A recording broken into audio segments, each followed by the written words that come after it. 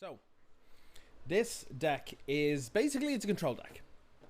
It's a control deck. I get a feeling of sort of think Jeskai control in modern, or well, the way it used to be. You know, where you had like lightning helixes and you had like electrolyze and that kind of thing. It feels somewhat similar to that, almost tempo-y kind of feel. I've played with it a little bit, and it's kind of fun. It's kind of fun.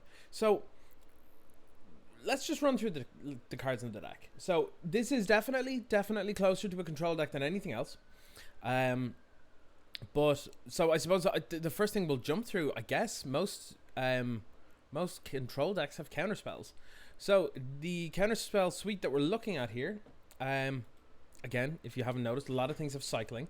But the counterspells that we're looking at here are Force Sensor. So this is fantastic because a lot of decks are currently looking to just tap out and just, you know, play their huge thing, play their big problem, play their thing that must be answered. And counter unless you pay one. A Force Spike is still really good. A Force Spike was printed years and years and years ago, and it's still a very powerful effect. But it's particularly powerful in this deck when, if it no longer becomes relevant, or you're against like an aggressive deck or something where them tapping out to cast one spell after like turn 1 or 2 is very unlikely, then you can cycle the sensor and draw another card. Then we also have a new card from Ikoria, Neutralize. It's a cancel, counter target spell for 1 blue, but it also has cycling too, which means that, again, if we don't need this, we can just cycle it. So say, you know, if we're trying to do like a counter war or something and your opponent has a Dovin's Veto, you can just cycle this, that kind of thing. Then we are looking at, I suppose removal is probably next. Next thing that you would normally look at in a control deck. I'll move them over to here. Just move this little thing out of the way for a moment. The main piece of removal that we have here is kind of Cast Out, but it's also kind of Azorius Charm. So, Cast Out, 4 mana, enchantment, it's an O-ring, basically, but it also has Flash and Cycling for 1 white. So, again, if we don't need it, cycle it. If we do need it, it's there. It's nice and handy. Azorius Charm, kind of our little toolbox card. We can give creatures we control lifelink, which is very, very relevant with one creature in particular that I'll bring up in a moment. We can also draw a card. Or we can put target attacking or blocking creature on top of its owner's library. That is probably the piece that we're going to be using the most, particularly against creature decks. It's very, very useful. It's a nice little tempo swing as well. Being able to put a creature from an opponent on top of their library, it basically denies them their next draw, which is very good. It's also not it's not like Ether Gust, like they can't choose to put it on top or get rid of it or whatever. It must go on top, which is quite nice. Then we have, in terms of removal as well, I guess we have Zenith Flare, but it's also kind of a win condition. So again, new from Ikoria, 2 red white, instant, deal X damage to any target and you gain X life, where X is the number of cycling cards or cards with a cycling ability in your graveyard. So if you haven't noticed, nearly every single card in the deck has cycling. So we've got a lot of ways to power this up. Even if we get 1 or 2 of these out early and then just use Zenith Flare in aggressive matchups to just kill off a couple of creatures here and there, it's quite nice. Oh yeah, Happy Smasher, welcome along. And then we also have 2 Supreme Verdict, because if we really absolutely positively have to destroy every single creature in the room except no substitutes, this is exactly what's needed in a lot of matchups. Like I said, aggressive matchups, creature-based matchups, that kind of thing. This is phenomenal. It's so good that we have another 2 in the sideboard as well. We only have 2 in the main board because we can kind of deal with stuff. Like, as you can see, there are a lot of ways to actually deal with creatures and non-land permanents, but we're also very, very consistent because so many of our cards can just draw us cards so we can dig to find what we need. Then, onto the creatures in the deck. We have Flourishing Fox. This is the creature that is going to be very, very nice to give lifelink to off of Azorius Charm, because, well, this will get huge. If you put this down early and your opponent doesn't deal with it, and then you're just cycling a couple of cards, getting incidental value, this will become a pretty good blocker, a pretty good attacker, and then giving it lifelink is just going to be beautiful. Absolutely beautiful. So, that's there. Sometimes you'll top deck this late game and it won't be great, but that's why it's got cycling as well. You can just ship it off, draw another card for 1 mana, is fantastic. We then also have Nimble Obstructionist, which is a very, very fun card. This is a pet card of mine. I absolutely love this Bird Wizard. This Bird Wizard is a 3-mana 3/1 with flash and flying, and it also has cycling for the same cost as its converted mana cost. Now, why would we want to be cycling this? Well, it's because whenever you cycle it, you counter target activated or triggered ability you don't control. So you can do this on stuff like activations of Planeswalkers, or if your opponent, say, cracks Fabled Passage, you can counter the ability on it, which means that they basically blow up their land, because they don't get to search for one. It also counters like Planeswalker Ultimates, activations on different things as well. But one thing that it's particularly good against are ETB triggers. So for example, if your opponent is, say, playing Inverter, and they play an Inverter of Truth, and then they go to play a Thassa's Oracle to try and win the game, and you let it resolve, that's fine, because you just cycle Nimble Obstructionist and it'll counter the enter the battlefield trigger, and then they don't get to check if they win the game. They just have a creature on board, and then they'll draw their 1 or 2 final cards and lose the game.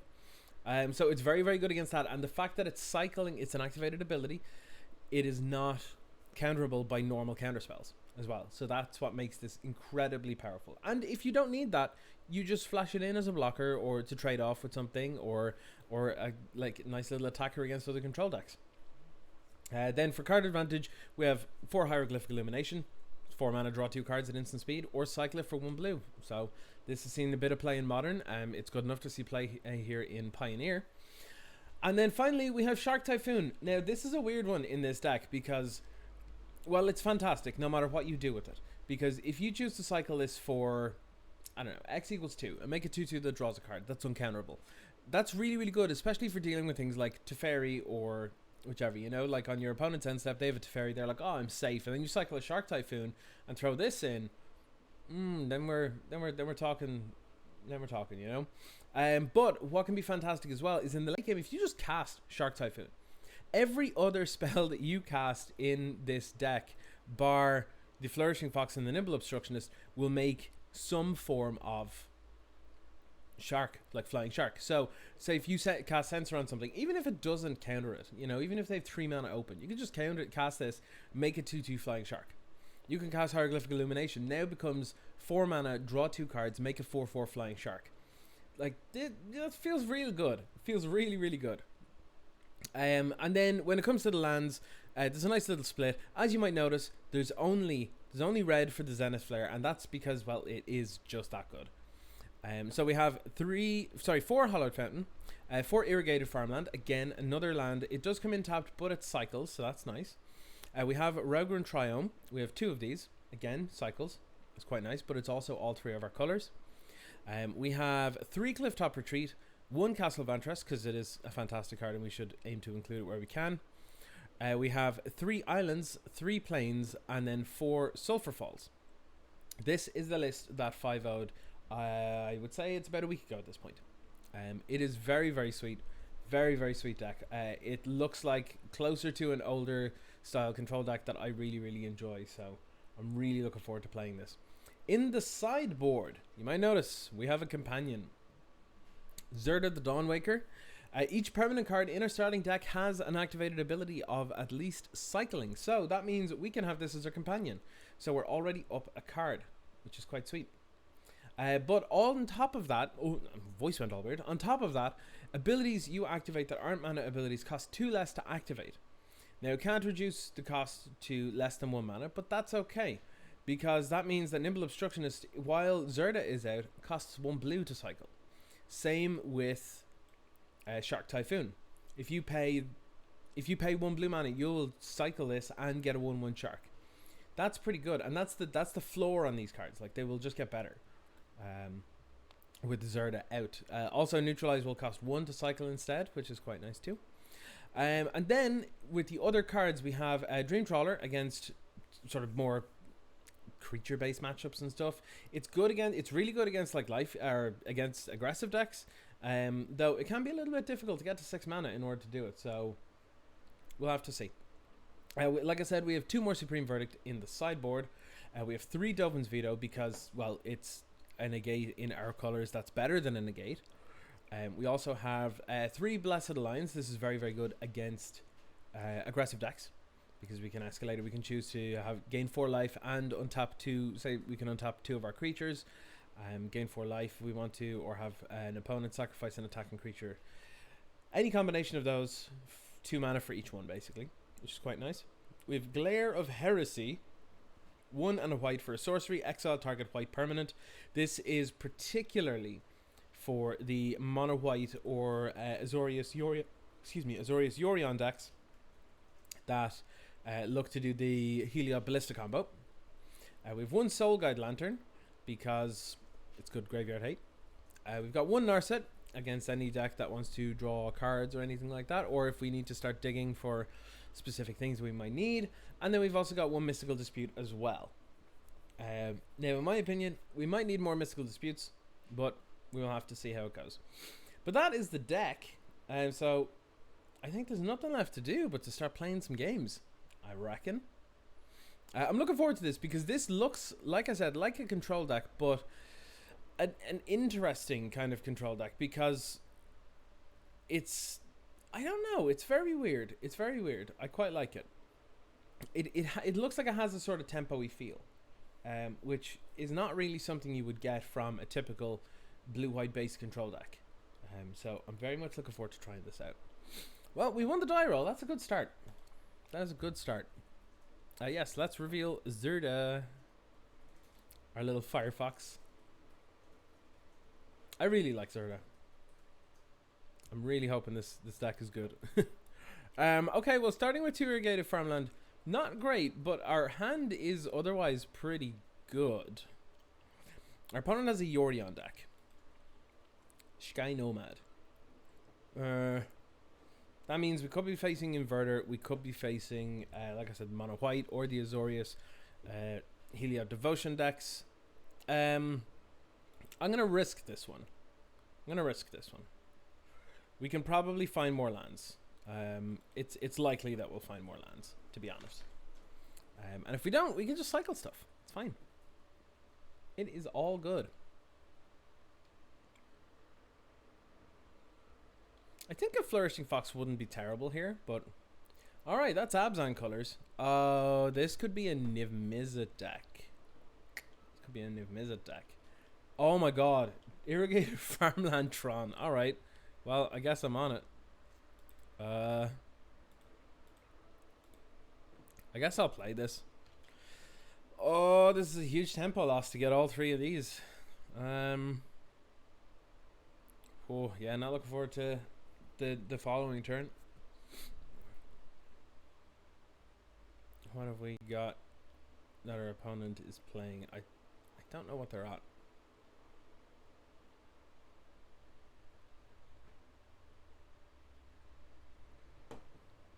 This implies that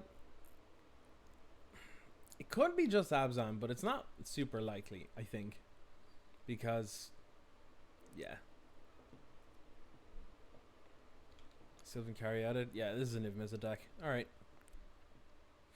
Okay. Okay. An untapped land will be great here. It's an untapped land. I think I attack. I've no reason not to.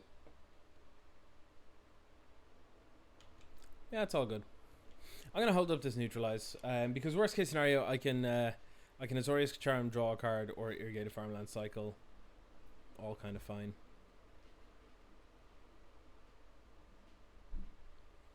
Arboreal Grazer, sure.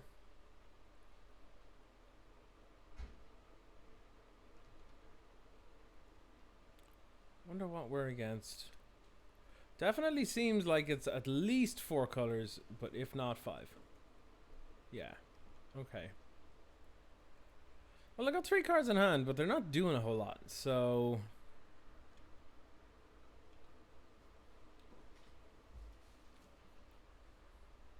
Weirdly tempted, right? Weirdly tempted to... I think I'm going to draw a card off this. I'm very weirdly tempted to Supreme Verdict soon, which sounds weird. I'm gonna cycle this also. I'm probably gonna have to yield to a few things here.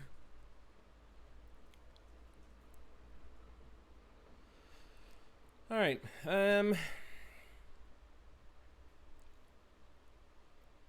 Very tempted by a Supreme Verdict, but I think I'm gonna wait. I'm gonna play a Sulphur Falls because I can, and then I'm gonna go to combat, and I'll attack. They're blocking. Okay, that's fine. That's fine. I don't intend to do anything here, I think.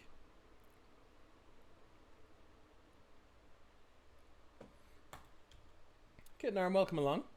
You haven't really played Pioneer during quarantine. You seem to play the meta way more than I have. Just want to ask again your opinion on Giganta versus Yorion in Nivtalite in Pioneer.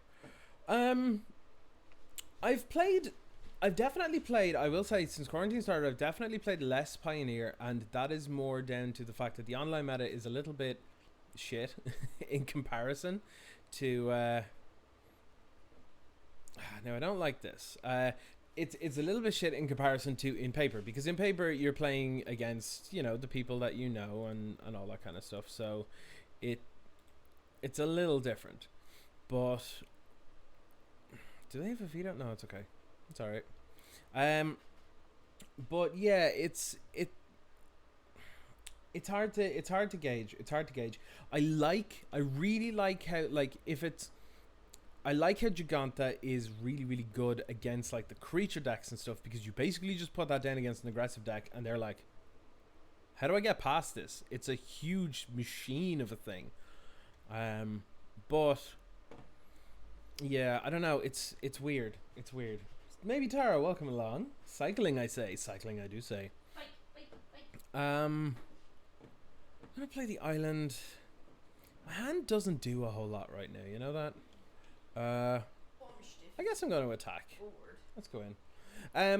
I like if you're playing against a lot of, like, creature based decks and stuff, I would go with Giganta, I think. But if you're playing against more like mid-rangey control-y kind of decks, I would go Yorion. Maybe Tara, thank you very much for the Prime sub. Welcome back to the Jank Tank. 8 months. 8 months. I don't want to play the Flourishing Fox right now. I think I'm actually just going to pass the turn. Don't really want to do a whole lot right now. But yeah, the thing with Yorion is, like, it helps you go a longer game. It gives you bigger threats and stuff, because your opponent needs to have a way to deal with Yorion. At least with Giganta, it's just like, I'll blow up the world or something. I don't know. It's fine, because it doesn't have immediate enter the battlefield a bit thing. So it kind of, if you're playing Yorion, it kind of forces your opponent to have some sort of answer to it. There's nothing I can do about this. Let's cycle this. Come on, get a counterspell. Counterspell. Come on. Neutralize. Let's go. Come on. Oh, okay. I guess they're gonna get this one. Sure. That's really gross. I have to blow up the world this turn. Alright, what did our opponent reveal? Not a whole lot, actually. An Oath of Kaya and a Knight of Autumn. Both of which I can live with. That's alright. Yeah, but when it comes to Giganta, it kind of just plays now. It is so sweet to be able to just tap Giganta and go Niv. That feels incredible. It does reduce... Yorion reduces the consistency of the deck, but honestly, with the greater card pool, I would say Yorion is probably just better. I'm gonna cycle this. Sorry, I went on a very long roundabout kind of answer to that, but we got there. We got there eventually. I would choose Yorion in most scenarios, I think. Well, we got the Zenith flares. Oh, Pioneer. We're talking about Pioneer. Whether you should use Yorion or Giganta in the Niv decks. My opinion will be on Yorion, just because it's able to do more. If you find that you're always in a position as well where you're like, I can really do with more mana, then Giganta's really good. I think if you're playing 5 color Niv in Standard, I would probably go Giganta, purely because the card pool just isn't good enough for Yorion. I like an 80 card Niv Mizzet deck where you have to play all good gold cards. Oh, maybe it is. I'm not sure. Maybe after core set. Okie dokie. Opponent decides to just concede. That's fine. Like nothing about Pioneer. What's good these days? Well, I'm happy to just run through very quickly the actual metagame. It's not amazing. I gotta be honest. It's not amazing. Now, I hope you're ready for this. Because I wasn't when I first saw it. Right, so it's Yorion's format, basically. Yorion's format. There's... hey, Baronsaya, welcome along. Welcome along. An awful lot of Yorion. So let's just look at, like, say, the top 8 decks. According to MTG Goldfish, the most popular decks. Not the best decks, but the most popular.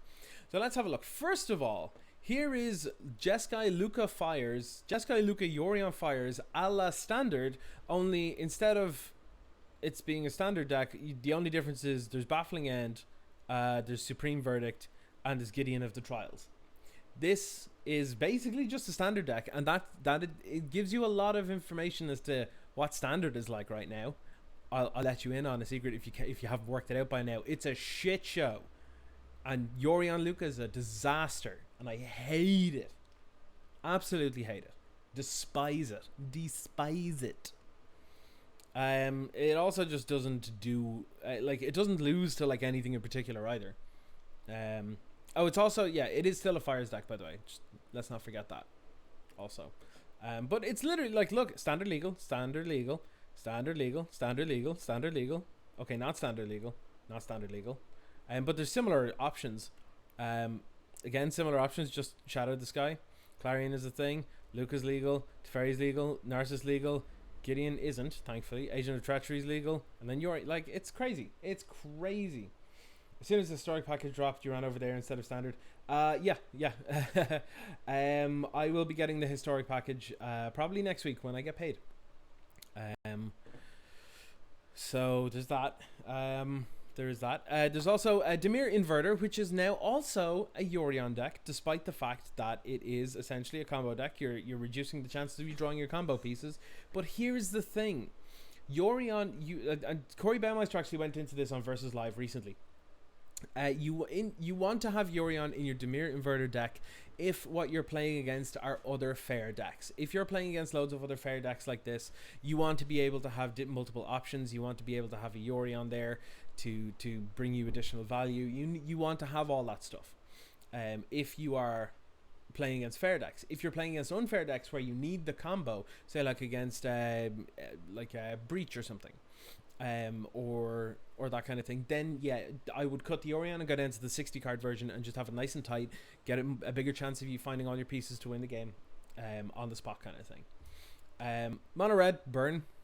Well, it's Boros burn, but you know, it's Boros for Boros charm alone. But this is pretty much keeping things kind of fair, I guess, you know.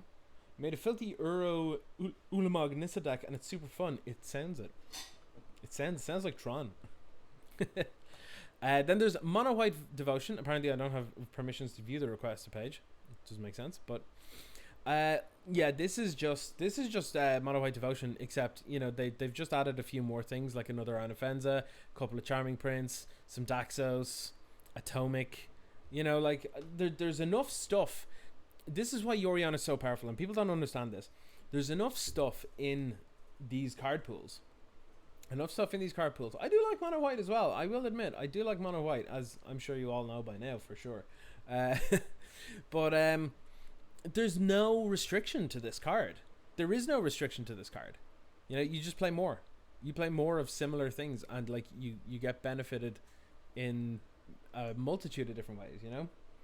One of the positive things about Companions, you guess, is made Inverter less good. I agree.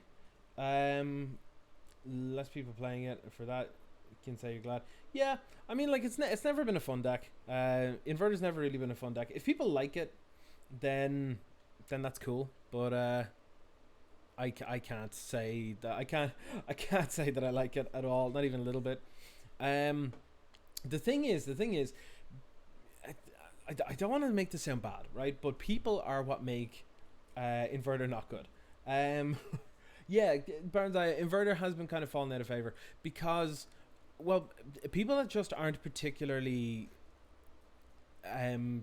skilled, we'll say, just can't really win with the deck because it's an incredibly difficult deck to play, unbelievably difficult. Like, I won't even touch it because I'm like, I know I can't do it.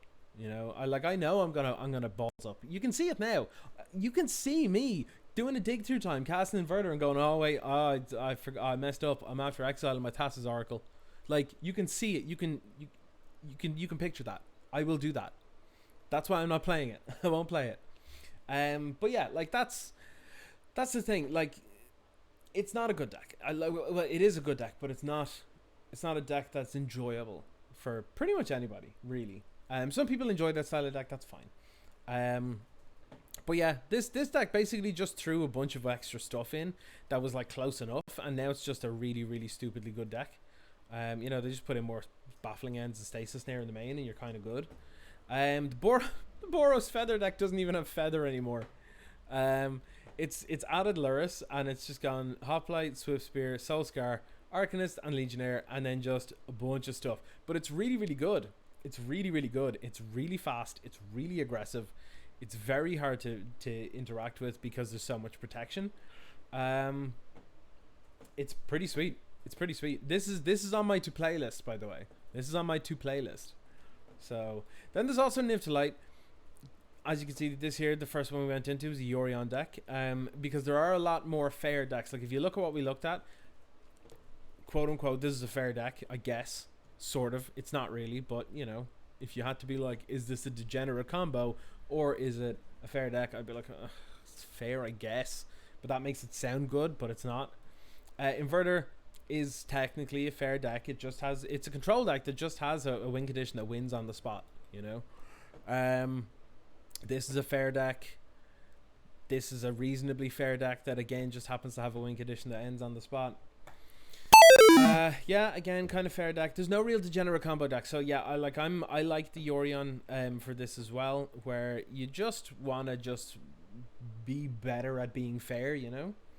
Does meant to Yorion's justify a ban on it? I don't know, but I don't think necessarily ban, because it does. Like, I do like the idea that we're now thinking outside the box when it comes to companions and devising different ways in which we can use them, and are new decks existing that are as a result of companions that are interesting or cool or unique or break the mold of what a deck should be. Yes, absolutely, and Yorion is a perfect example of that.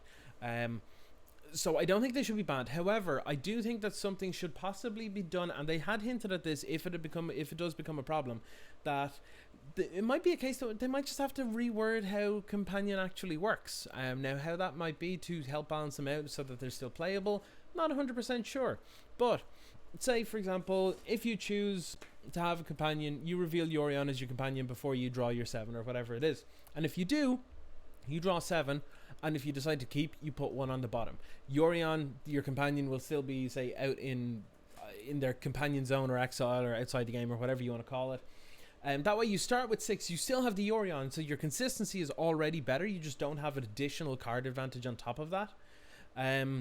For basically no restriction. And I think that will probably be best in the likes of these Yorion decks and stuff, because, like I said, there's no real restriction for the Yorion decks, but Yorion decks are kind of really cool. I love the way that they break the norm of a deck and go, you know what, we don't need to just run 60 cards. Let's run 80. Let's just run 80.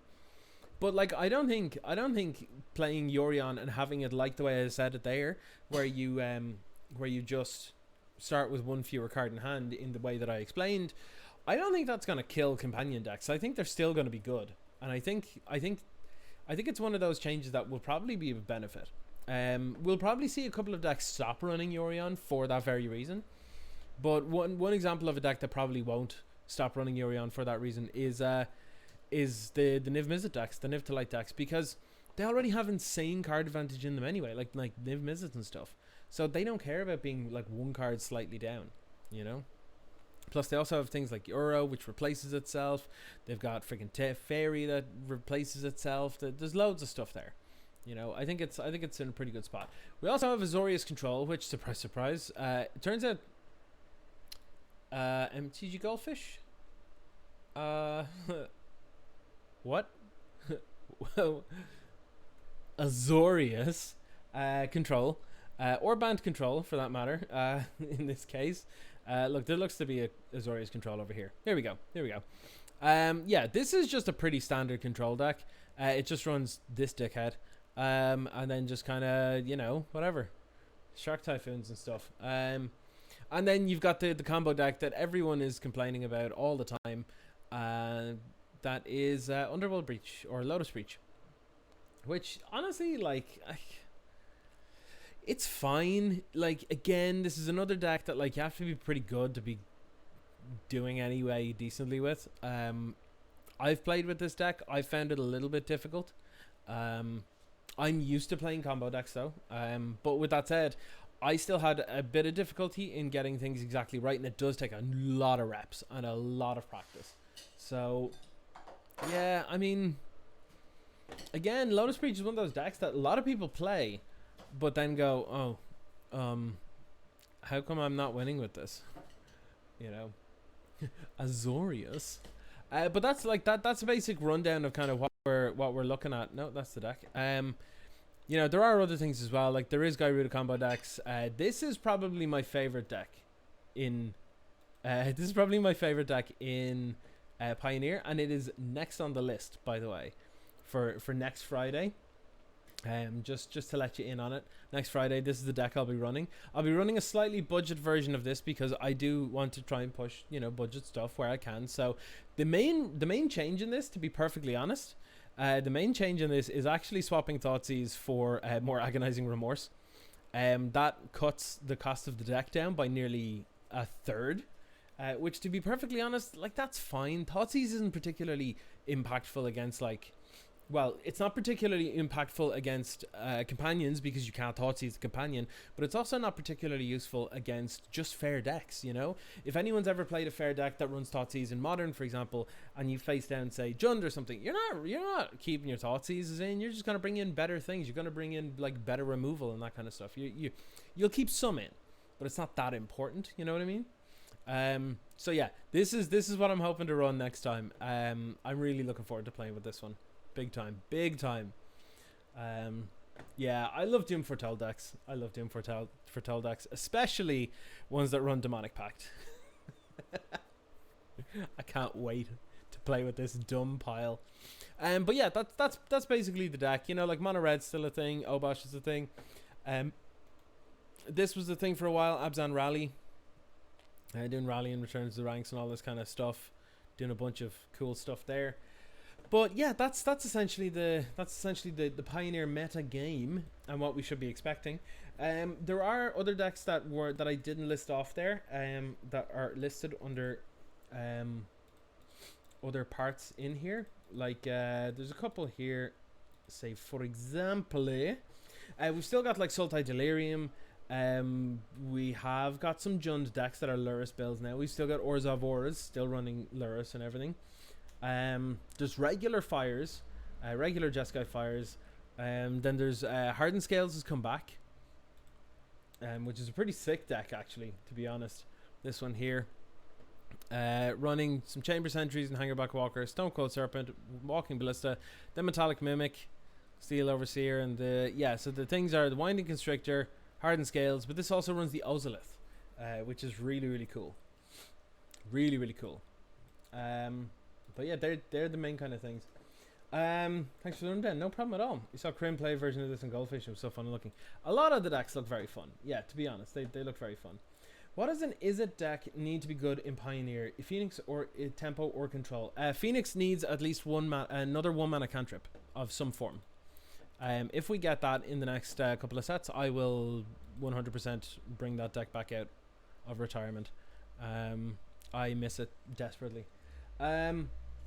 For Tempo, honestly, I think Tempo is actually probably in a reasonable spot. to be honest. We have a lot of tools going for us in it. Like we have Brazen Borrowers and the Bone Crushers and stuff, which are quite nice.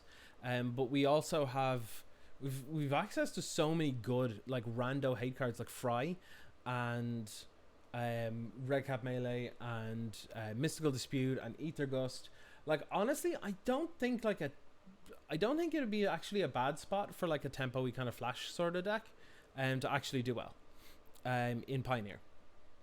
My only kind of concern is that there are so many big dumb fair decks is that like if you basically always have to hold up for Yorion like a counter spell, because if you don't, then they just blink everything, they get an insane amount of advantage, and then you just kind of get buried. So yeah, if you can't run Yorion and get value from it, you're kind of priced out of playing a fair deck in general at the point in time, which kind of sucks. I kind of hate that myself, but there are worse things to have happen to a format, I guess, you know. I think I'm going to keep this. It's a little bit okay and a little bit great, but it's good to know what's going on in Pioneer, and yeah, it kind of needs looting. It definitely needs no, I don't want to. What? All right, okay, sorry. They're going first. I was like, why isn't it letting me play my land? Oh, well, we've got some form of Orzhov deck. I look forward to this. They don't have a companion though, so that's interesting. Irrigated farmland. And pass turn. Yeah, like people were trying stuff like Quicken for Phoenix. Didn't quite work. I quite liked the builds that were running like the one mana Merfolk from Throne of Eldraine that had the dive deeper or whatever it was called, the adventure spell on it that milled you for. That was pretty good because then you had a little body to protect against for aggressive threats and stuff, which was quite nice. I think I'm just playing another irrigated farmland here. Am I?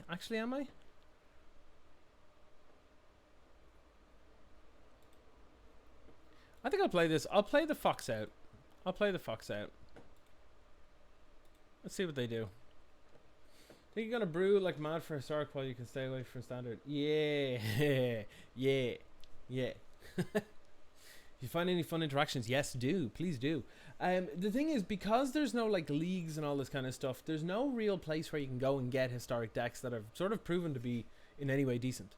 You know, you've got like user added decks on MTG Goldfish or whatever, but like I can literally log on there and like stick, you know, 75 islands in there and like it'll come up as a deck. You know, anyone can do it. So it can be a great place to get ideas. But not super great for a few things. You just have to hope your pile does well in the ladder. Yeah, you play a build with Kefnet and it's great against creature decks. Pre-quarantine LGS. Always lost to control and Niv. It's understandable, yeah. Any kind of mid-rangey sort of deck will definitely, or just generally value deck will do that alright. I imagine my opponent's gonna take a Shark Typhoon, but Zenith Flare? Sure. That's fine. They're playing some form of 4-color, but it's real weird looking, so we should play more during next land, say the Explorer package and Arena. Oh yeah, you know what? Actually, green-black mid-range is actually pretty good in Historic. I found when I played it before, it was very, very fun. With the Explorer package and like Assassin's Trophy and all that kind of stuff. Yeah, it was really enjoyable. I'd recommend it. Come on, bop in there, little friendo. Okay, so I'm either going to make a little Sharko or I'll Nimble Obstructions, depending on what they do. Really depends on what they do. Oh, I kind of want to just stifle that. I kind of want to just stifle that. I'm gonna do it. I'm gonna do it. Because I'm a monster.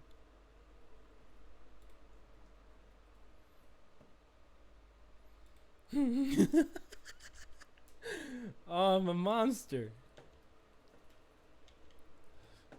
That felt dirty. I'm not gonna lie. That felt dirty. That felt real dirty.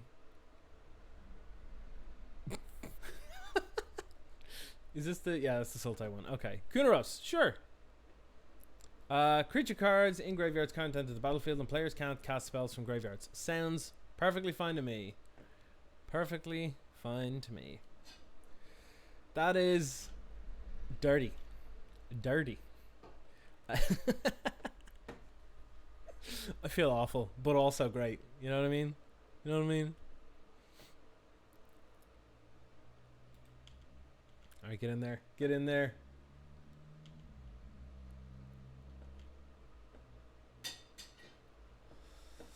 I think I'm just gonna cycle a Shark Typhoon here. Blue Stone Rain with upside. Blue Stone Rain that has draw a card on it. And also this spell can't be countered. Oh yeah. Oh yeah. It looks like they are searching for... They're using it to get a land. Oh, I love it. Oh, I love it. This is like 4 or 5 colored freaking delirium niv. I don't know what's going on, but it's real weird. Yeah, definitely gonna cycle this now. Boop. Alright, so it turns out putting a Flourishing Fox out early is still good.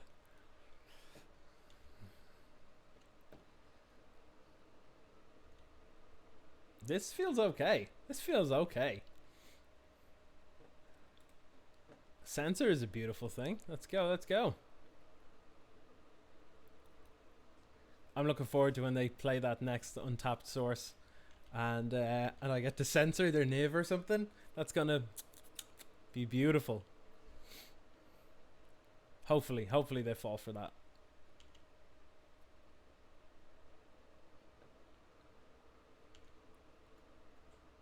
Alright, pass turn. You want to do some more damage to the fox? No? Oh! Oh! I like it, I like it. Let me see you tap all your mana. Let me see you tap all your mana. Lol.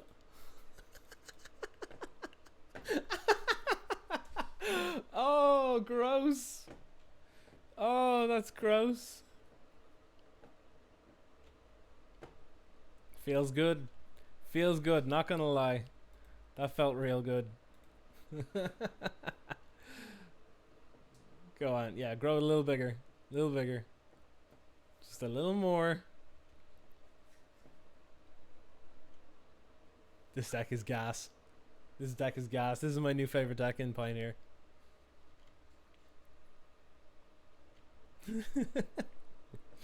Oh, I feel so dirty. I feel so dirty. I mean, I just hard cast Shark Typhoon, right?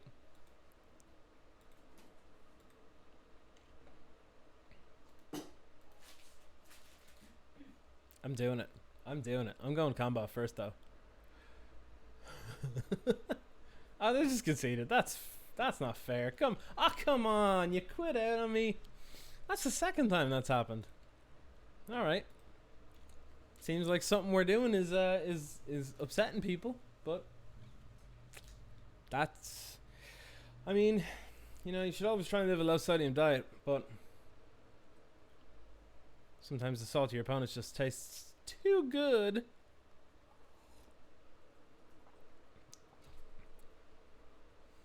Oh, that was...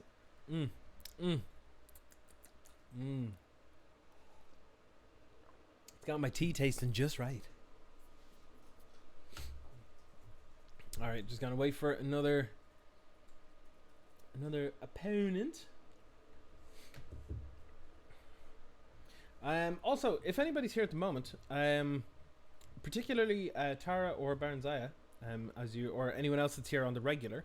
If you have suggestions on how many channel points to put down for a direct challenge, that'd be sweet. Because I'm not because I want to have it down as a channel points option, because it seems like a cool way to be able to help curate the stream and go like, oh, you know what I want to do? I want to interrupt this broadcast so that I can play a game with you, which I think is really cool. I'd like to do that, but I'm not sure what level of channel points, like what amount of channel points that should be, because I don't want to have it too low so that everyone spams it and I can't do anything in the except for play games. But the Jeskai, welcome along, buddy. Welcome. You don't even know what channel points are? you see down under the chat, you've got like a little box with a number. That is the channel points, and you get more channel points for the more that you watch, and then you can cash them in for stuff. Okay, my opponent put down in the corner, you can't read it here, but they said for some reason it switched to my deck and then conceded. So I think 5k is good and limit to 1 per stream. Sounds alright. Yeah, like if you click on the channel points there at the moment, the Jeskai, you will see a couple of them there at the moment. You can add a +1 to unbanning looting for 250 channel points, which is roughly an hour of viewing. You can unlock a random sub emote for 24 hours. You can modify an emote like by changing it in some way. Or you can convince me and make me think that Teferi is a fun and reasonable magic card if you have enough channel points for it. So that's there as well. There's a lot of cool fun things that you can do with it. So you're saving to make me like Teferi. I'm gonna make you like Teferi whether you like it or not.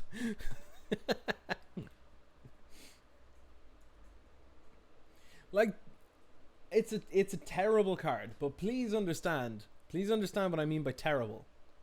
It's terrible for the game. It's a really good card. It's incredibly powerful. Actually, my main problem is that they didn't make it powerful enough, because if they made it just that little bit more powerful, they'd have banned it. That's my problem. It's just good enough to be egregious, but just not good enough to not be banned. It kind of sucks.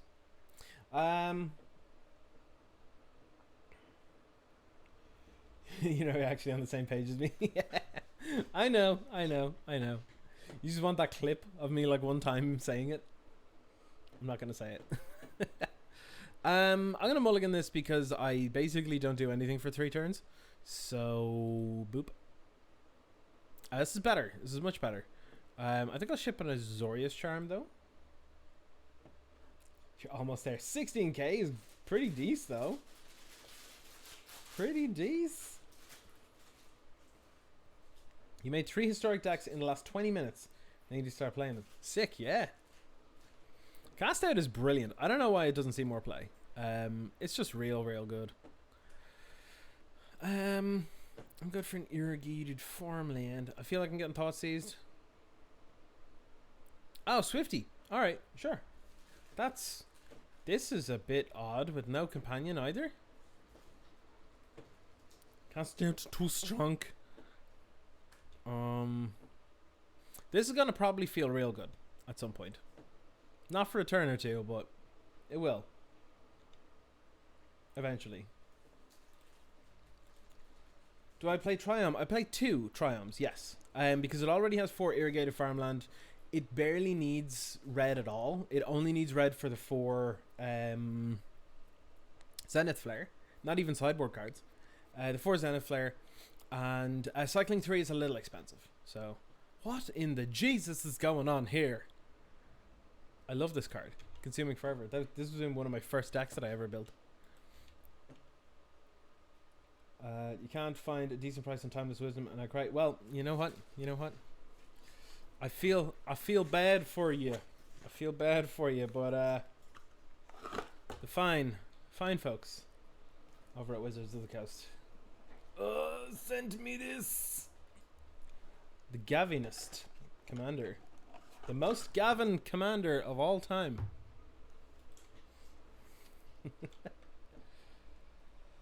This deck is badass fun. It's so good. It's so enjoyable. I don't know what my opponent's doing, but oh my god. Gavi's real good. Gavi's real good. I haven't gotten a chance to play with her yet, but I look forward to it. I really look forward to it. I cannot wait to charm that. I stopped because it started to sound real creepy.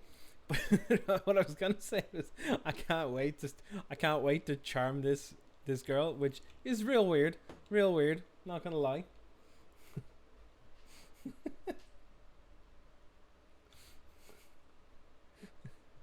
It just sounds creepy as hell.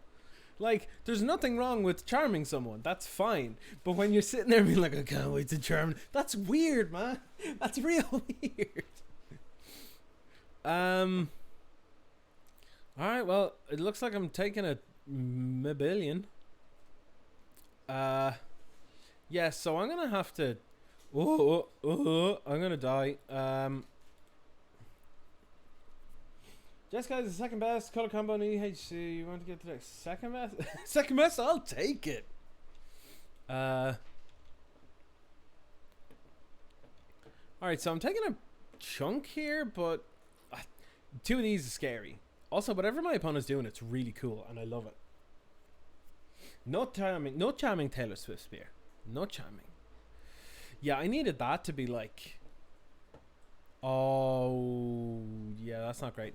Okay, I'm going to pass the turn.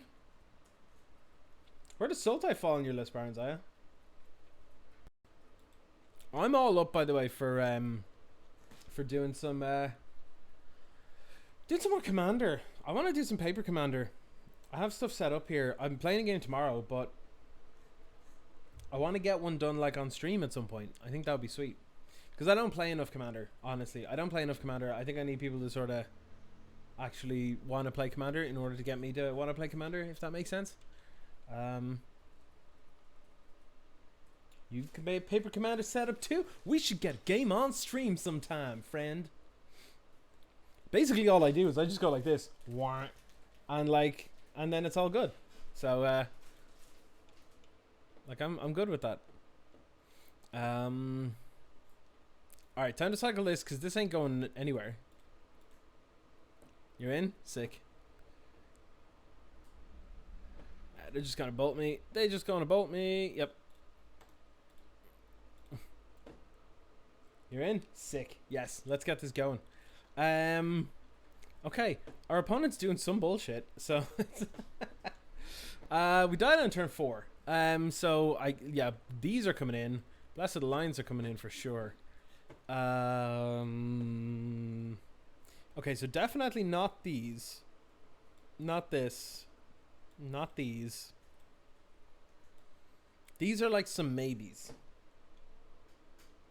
You need a webcam, but you'll absolutely join. Let's do it. Get in. Get in. Jessica, I'm going to have to talk to you about how to set up potentially for streaming. I don't know if you've done it before or not, but I need to try it out. Or try and figure out what way everybody does paper stuff online in so I can figure out how to stream it, if that makes sense. What am I taking out here? Sensor feels garbo. So let's pull them out.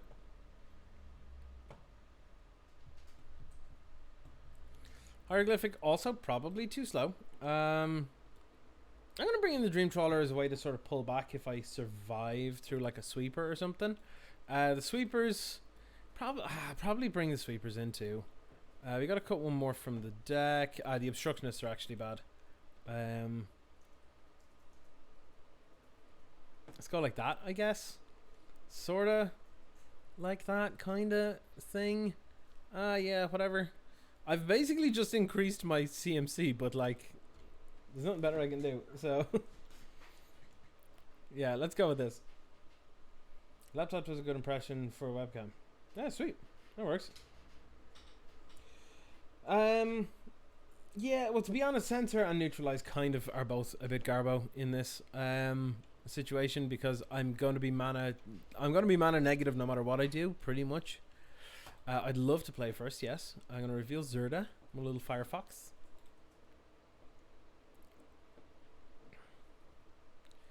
This feels hella bad, but Shock Typhoon might get us there. We can also just, yeah, if we get another game, I'll swap the sensors for the neutralizers because, yeah, it might actually just be better. It might actually be, yeah.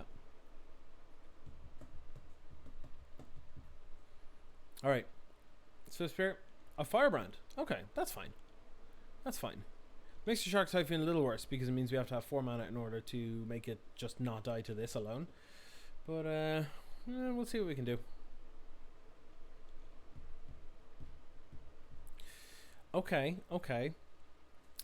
I'm gonna play this and pass the turn. Probably gonna be cycling this Illumination. Maybe even the Cast Out. The fact that they're attacking, that's really good for us. That's really good for us. Because it means that they're not getting any hasty threats down. They also run green? What? News to me. That's actually fine. That doesn't really do a whole lot against us, like, at all. I'm gonna cycle this. And then... oh, yeah. Oh. Alright. Let's cycle. Sure. I was about to open my mouth and say the best thing I can get off the top is the Supreme Verdict. But, alright. Okay, I'm going to put out the Vantress so that I can neutralize something this turn, then I can untap and Supreme Verdict. Feels pretty okay. Getting a combat again, not getting a hasty threat in is really good for us. Really good. Verdict's a hell of a beating here for sure. Okay, Urgy Burgy. Urgy Burgy's coming down. If this is just another creature, I'm letting it happen. They're just casting it? Yeah, alright. They just two'd themselves and I'm like, yeah, alright, sure. I'm gonna cycle this. This is the kind of draw that we need in this deck. Okay, unless we control a mountain or a plains. So yes, this will come in untapped. There we go. Supreme Verdict. White, blue, white. Boom. Alright, so we're in a good spot. They have 4 cards still in hand, but we have like our best card in the matchup here, probably Blessed Alliance, and we can counter another thing. Like this is just a 2/2 haste, so I'm fine with that too. We're gonna be at 13. It's not that big of a deal, really. This is okay. This is going much better. Okay. They shocked it in and passed. Seems weird. But okay. This is kind of awkward because we're low on blue mana. Sort of. Are we? No, we're not. We're good. If I play the plains here, means I can neutralize something and Blessed Alliance, which is actually very good. That'll keep things in check here. I think we're now in like the point of we're a control deck, as opposed to we're gonna try and cycle some stuff. Do I want to counter that? That seems pretty reasonable to counter, because it means to get rid of the creature and the damage.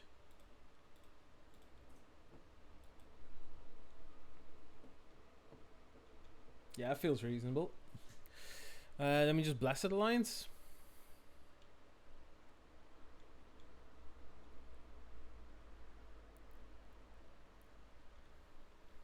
Hazoret's heavy. Hazoret is heavy.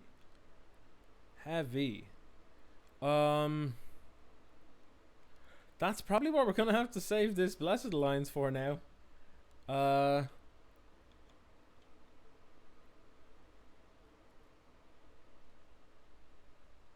Yeah, I think I'm just gonna have to take the 2 off this. We need to have an answer to Hazret.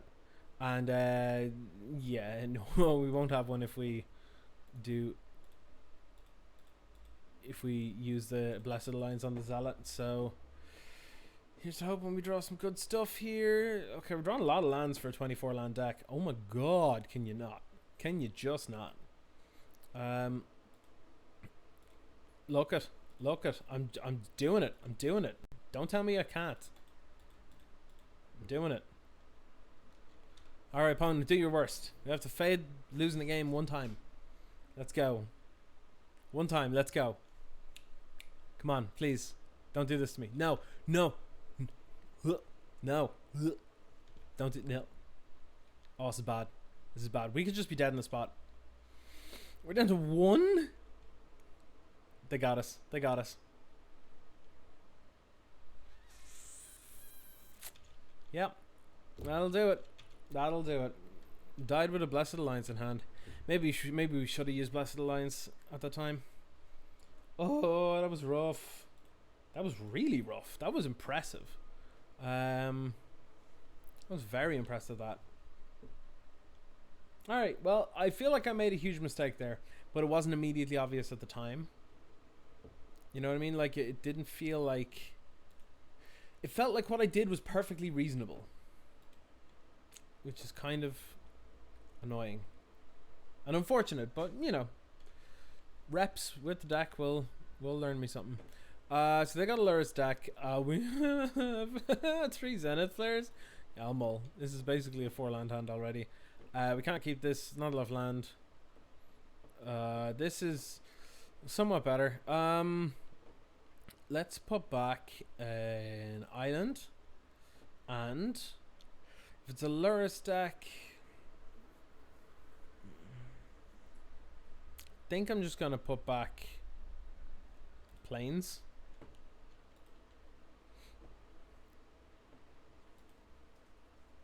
I'm going to pay 2 and play the Fox.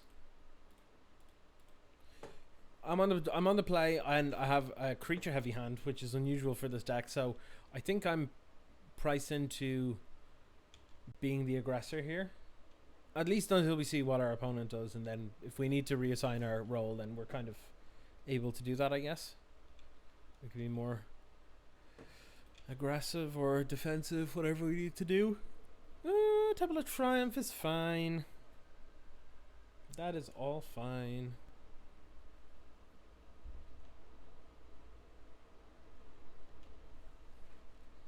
Something good. I mean, it is something good. Flourishing Fox is kind of garbo on its own, isn't it? I think I'm going to cycle it.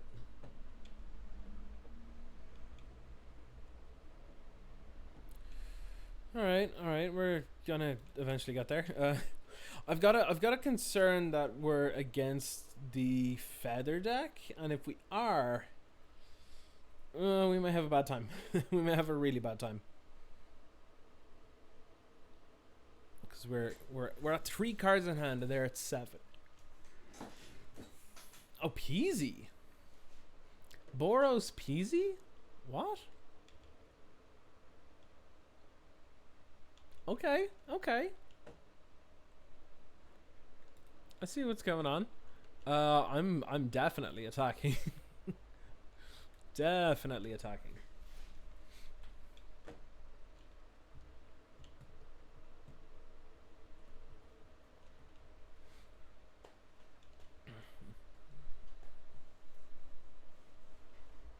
The weather's been really weird here over the last day or so. It's just been like at random times just being like, wow, I'm raining now, like raining really heavily, really heavily. And then just been like nice, and now it looks, you know when the sky has that look where it's like, oh, I'm gonna piss all over you. It's got that weird sort of feeling right now. Okay, so Defiant Strike is, yeah, that's a card. That's fine.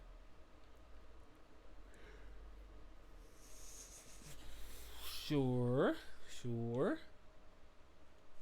Yeah, it's been real weird.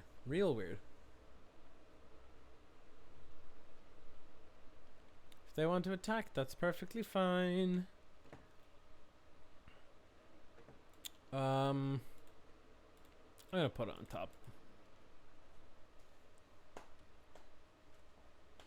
I didn't expect the Azorius Charm to actually be as good as it is in Pioneer, but it's really good. Like, really good. Alright, combat.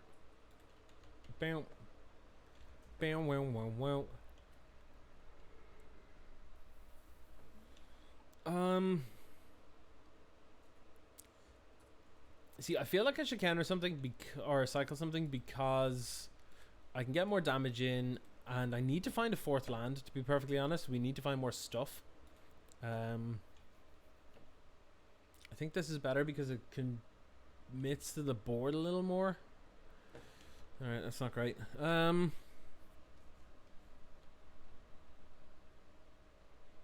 Now I'm yet to cast one, but so far I haven't seen much of a decent argument for Zenith Flare. Now I know it's insanely powerful. Don't get me wrong, I know it's super powerful. It's probably very, very, very game changing when you use it. But so far I haven't really seen much good use for it, you know what I mean?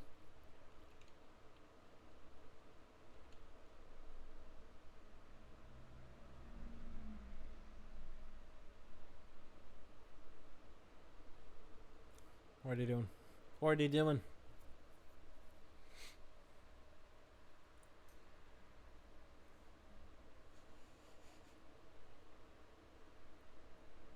Okay, that's fine.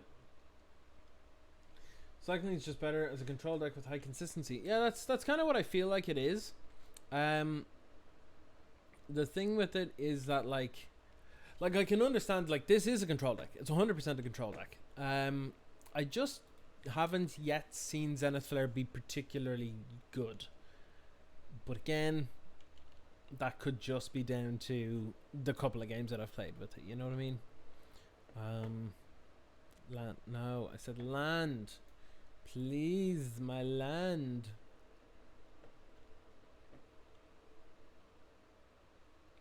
It's more of a combo in standard because of Flare. This is true. However, like this just basically becomes like super lightning helix, which is like real good. I'm good to go combat here with the Fox, but see you later, Happy Smasher. Thanks for coming along.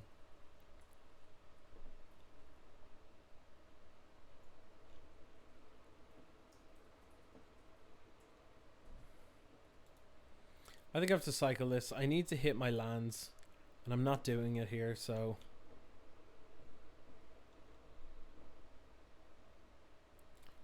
Dear Lord.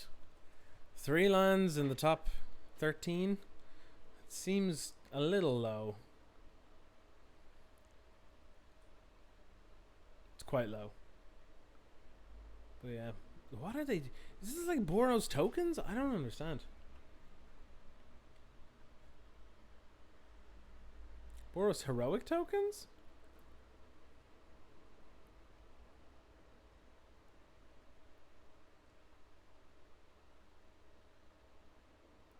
Collective effort.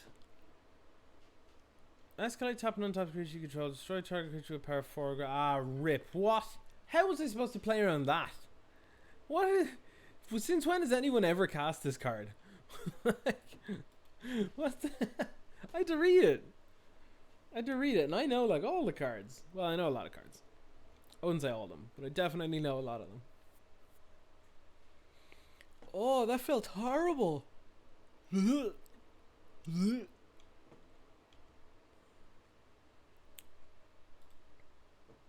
mean, I'm best off just absorbing some damage with this little shark. This is bad. This is very bad. Even if I kill one of these, I'm kind of borked here. I need to untap, get a white source, and then oh, that's not enough. I'm actually dead. I'm gonna pay no life on this. Play that in your Taser EDH deck. It's the only reason you know it. Look, what the fuck? What is this? Can I survive if I flash in Obstructionist? 3, 5. 8, 9, 10. No. Ooh, yeah, no. No, I'm dead. I'm dead.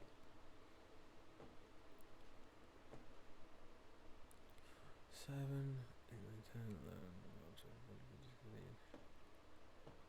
yeah, no, I'm actually ripperoony. Ripperoony. By the looks of it, I need more sweepers in the deck now. Plus board. A boop. Alliance seems terrible. Azorius Charm doesn't seem great. What are people's thoughts here? Sensor seems okay. Sensor seems fine. Neutralize. Neutralize actually seems a bit overcosted for what it does. Even though it has the cycling on it, it feels overcosted.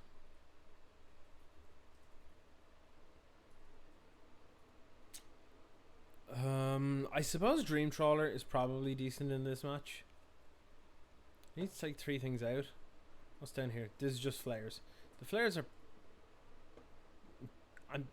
I'm leaving the flares in because I want to see what happens when I use them. So...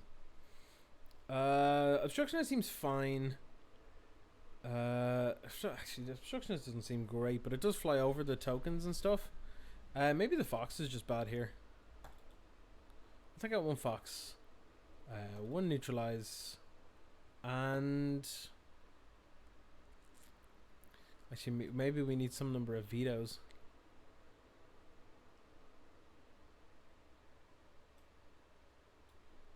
Let's bring in 2 vetoes. Let's drop a charm.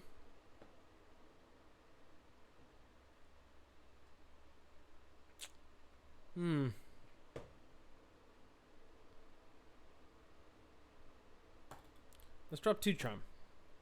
And 2 neutralize. Let's go with that.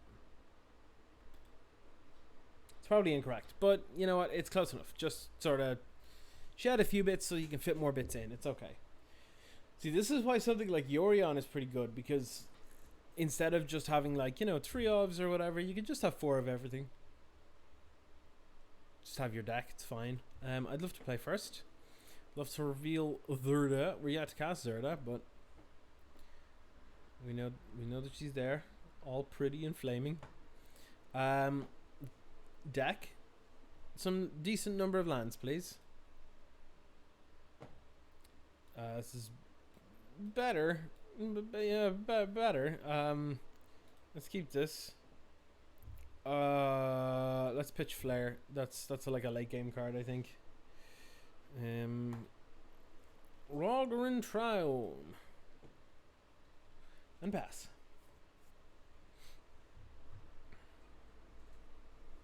Alright, let's see what they do. Field of the Dead, opponent scoop to Ulamog, exiling 2 fields. That's gross. That's gross. I love it.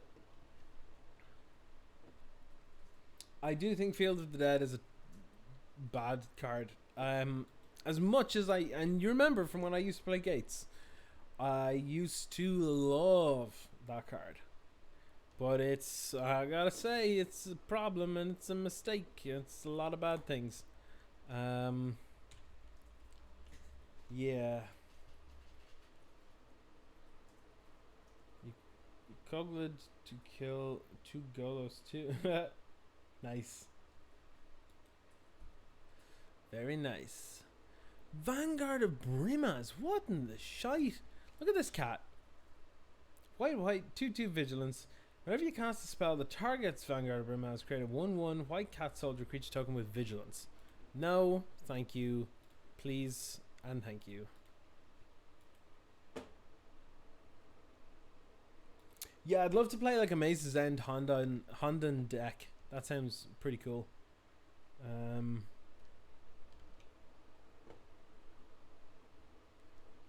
Yeah, like heroic fed there. I don't know what you mean.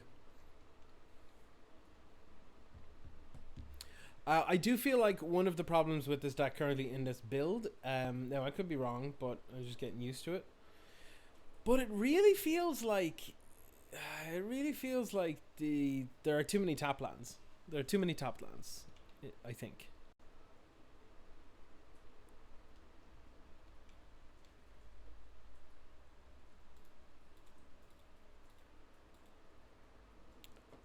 I need an untapped land, to be honest. And that's why I'm cycling a tap land. I'm going for the risk. You shite. Come on. Untap land. Untap land. Untap land. Untap land. This deck kind of hurts. It kind of hurts. Four of these feels wrong. Feels very wrong. Like 2. Why are the 6 tap lands in this deck? This could actually just be better as blue-white. Just saying. It could be better as blue-white. Zenith Flare feels like putting a lot into the deck to not get a lot out of it. Again, could be wrong though, so I'm willing to try it a little more, I guess. Well, our opponent seems fine with top lands too, so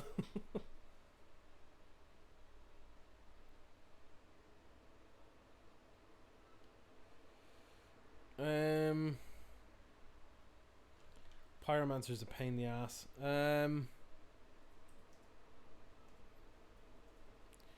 Define Strike, yeah, that's fine. That's fine.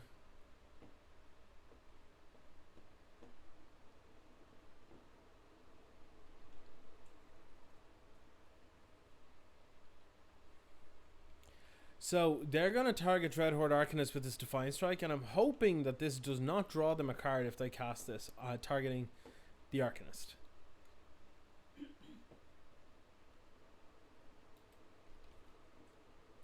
So let's see what happens when I charm this.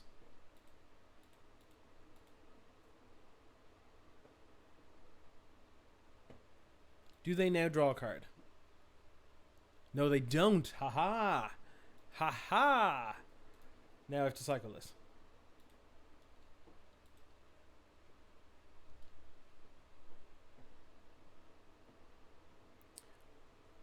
Oh, these top lands are killing me. They're literally gonna kill me.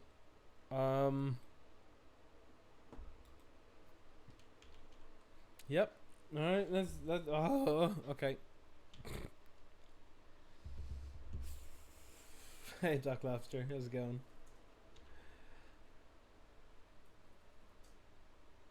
Oh, God, that felt terrible. There are so many tapped lands in here, and I honestly think it's not worth the red splash so far. That's all I've gotten. It's just it's not worth the red splash.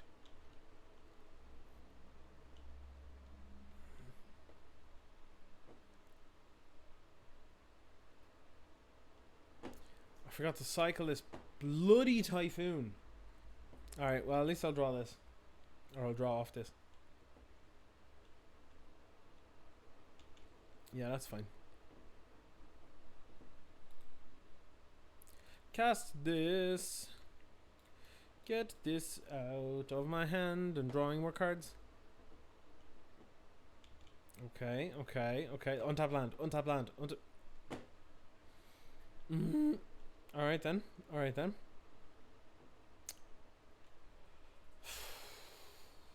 What are we doing?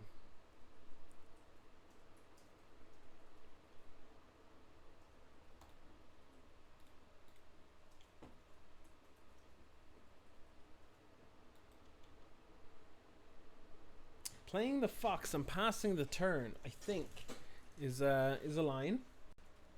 It's a line I could take. You know yourself. God's willing. God's willing. Yeah, that's okay. That's okay. You get to scry, and that's fine.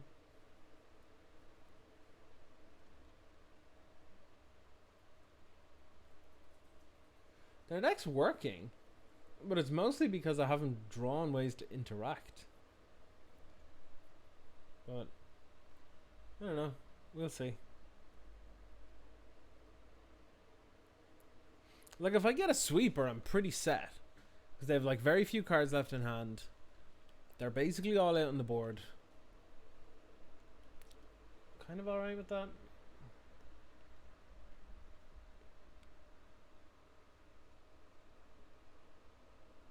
What are they doing? Another God's willing. Sure, okay. Yep.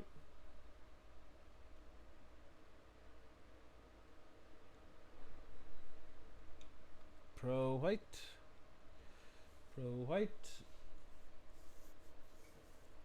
One card in hand.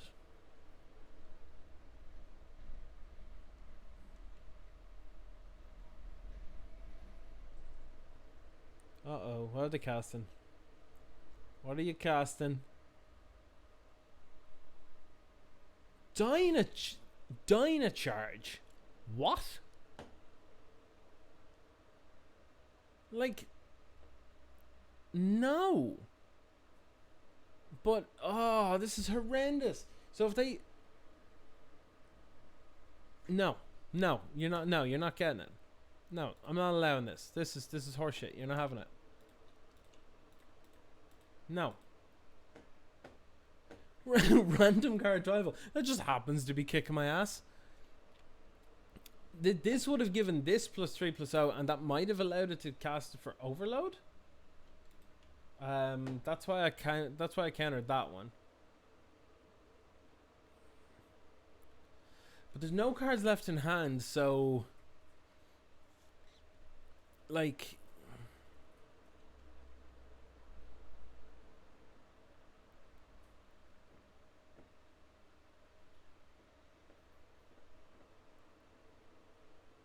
are they casting this for overload or what's going on? No, just as is? Okay. And this is on that. Sure.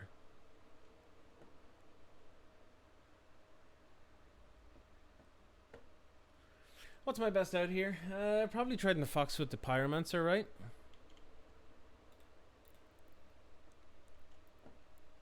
And I know this doesn't really do anything, but I'll do this now.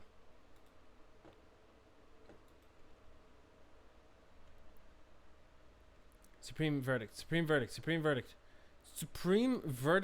I know what's going to happen. I'm going to cycle this, and then I'm going to draw a Supreme Verdict. I'm not going to have enough lands. I know it. I know it in my heart and soul.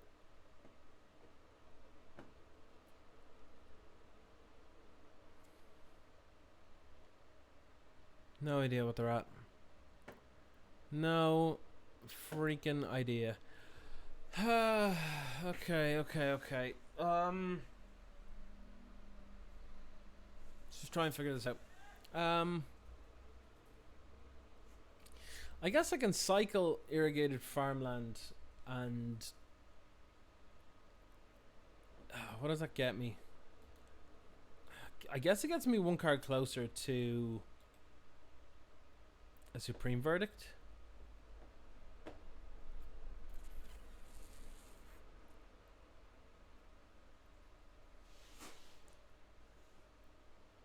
I think I have to flash in the Nimble Obstructionist this turn. What if I do that? What happens if I do that? So I 1, 2, 3, 4, 5, 6. I'll take 6. Still feels terrible. But I think it's my best option. Okay. This has currently got a problem with aggressive decks, as in it doesn't interact early enough. That's kind of the problem. I don't think 2 Supreme Verdict is enough, but maybe this is tweaked out in such a way to deal with more fair decks. Like, what the hell are they doing here?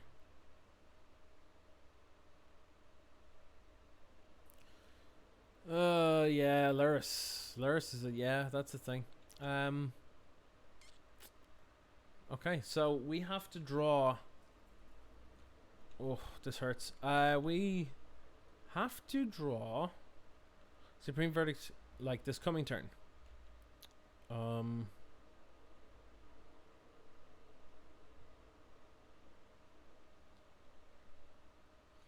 Are we better off not flashing anything in at all and just cycling as much as we can to get to the Supreme Verdict?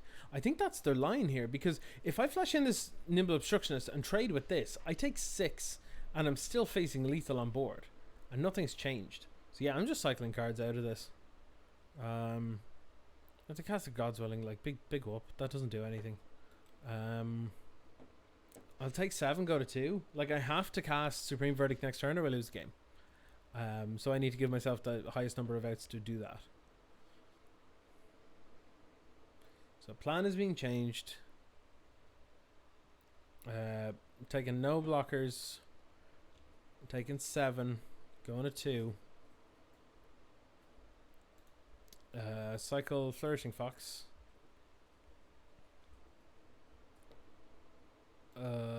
Cycle Cast Out.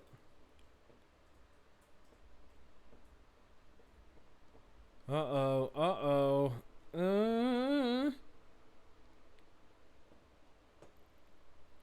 Not dead yet. Not dead yet. So we need this for Verdict. Cycle?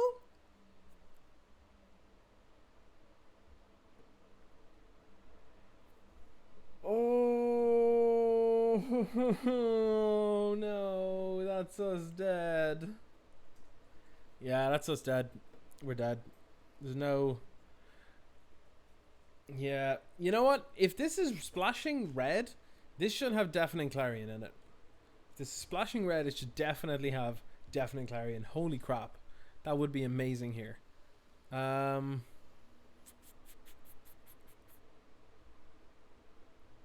don't know if we can draw anything, but I'll try it.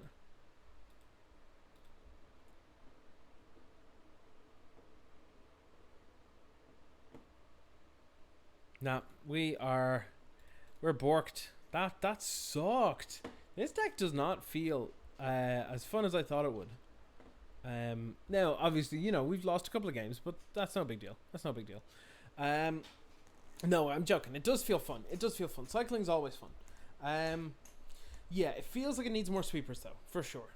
It feels like you're a control deck that has no early interaction, and that is just going to...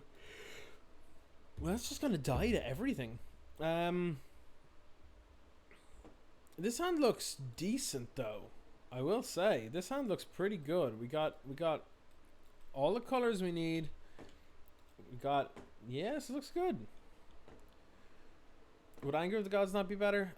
Probably not, because you've got small creatures that you can just give lifelink instead, which is more options. There's fewer stuff that comes back from the graveyard, really, considering you're running Supreme Verdict as well. So, plus double red is like so restrictive on this mana base. Incredibly restrictive on the mana base.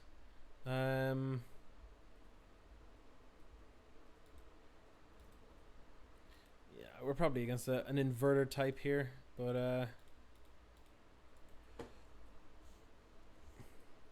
I got that it's decent against Lurrus, but I think the lifelink is more important. We're not bad again. We don't need to shore up our Lurrus matchups. We need to shore up the... Before we worry about what Lurrus can do, we have to worry about what the rest of the deck can do, basically, is what I'm saying. There's no point in having like, oh yeah, this gets Lurrus if we just can't survive long enough for them to even get that out in the first place. So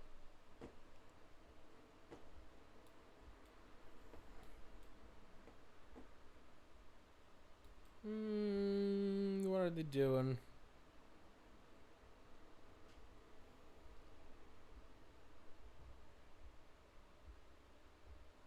Oh, brutal.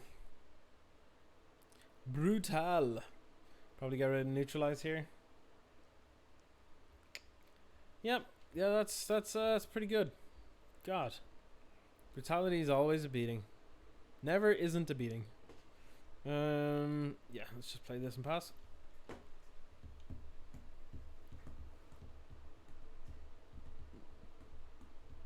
Okay, so our opponent knows about everything except the planes, which is not great. I'd be surprised if they thought seized again anytime soon, because we don't really have anything worth taking. So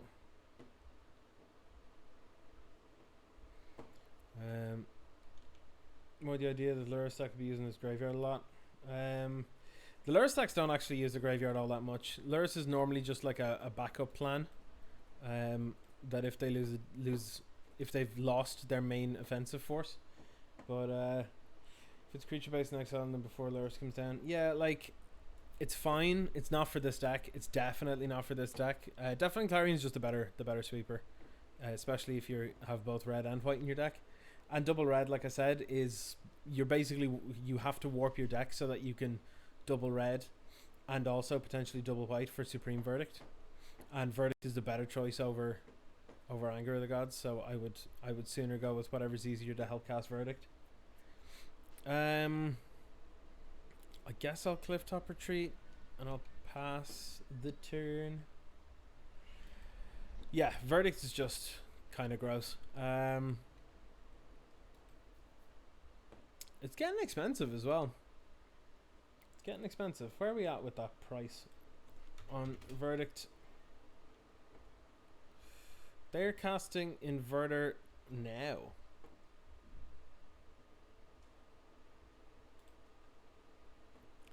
So they're putting Brutality and Contempt in their bin. That tells me they have an Oracle in hand. Get a Censor maybe? Come on one time. Okay. Verdict Transit 7. That's alright. Yeah, that resolves. All cards from library face down. Shuffle all cards. Your graveyard into your library. Sure.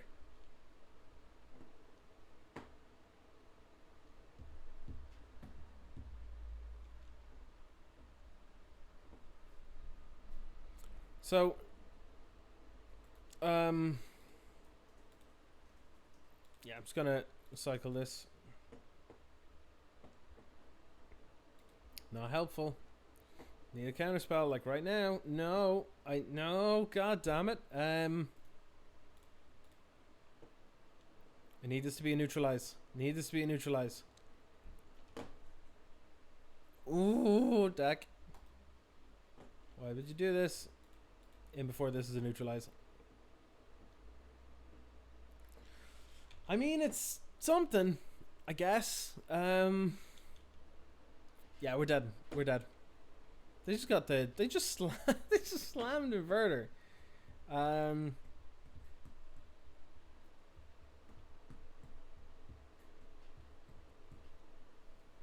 Now, if they have a Jace, if that's what they play here, then we win.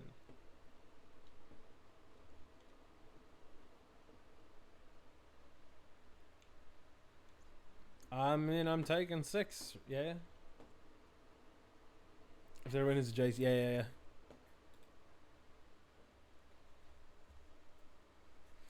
Ooh.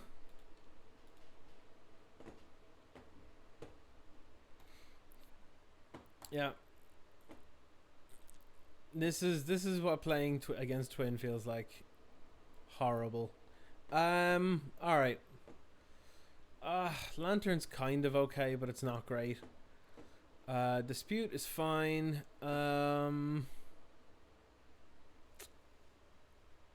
Like Veto, I guess. The Flares feel kind of garbo, to be honest, but the Charms actually feel terrible. Let's get the Charms out. Verdict also seems unnecessary. Narset's fine. None of these are any good. Maybe Dream Trawler. Just have a different way to win.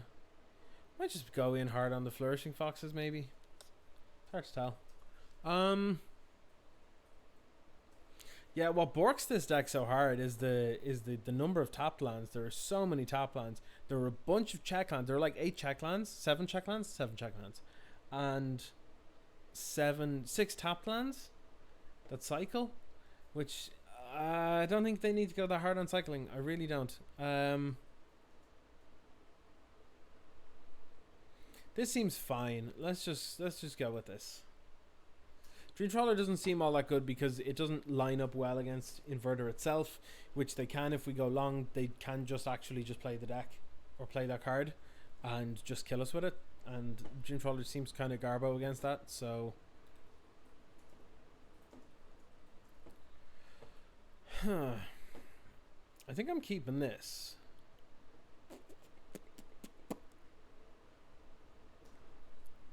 I'm gonna lead with the old Fox, and then before we get turn 1 Thought Seized, which pulls this deck's game plan apart. We'll see, we'll see. Got Catacomb, nice one. Nice one. Okay, something good. It's okay. I'll play this and I'll go to combat. A boop, a boop. Okay, so the dispute will be useful here, but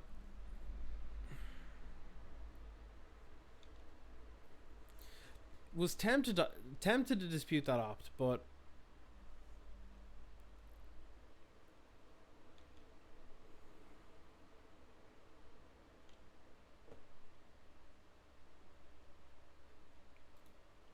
I think I'm cycling this.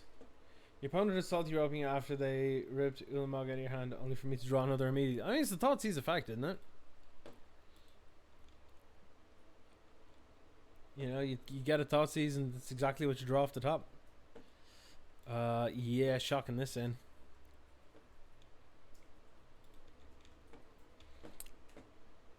The more I play this, the more I feel like this deck is really, really sweet and fun. And is a really, really cool budget deck, but like, I don't know, there seems something slightly off about it, but I'm not sure what. Yeah, I'm getting Thoughtseize, probably taking the dispute.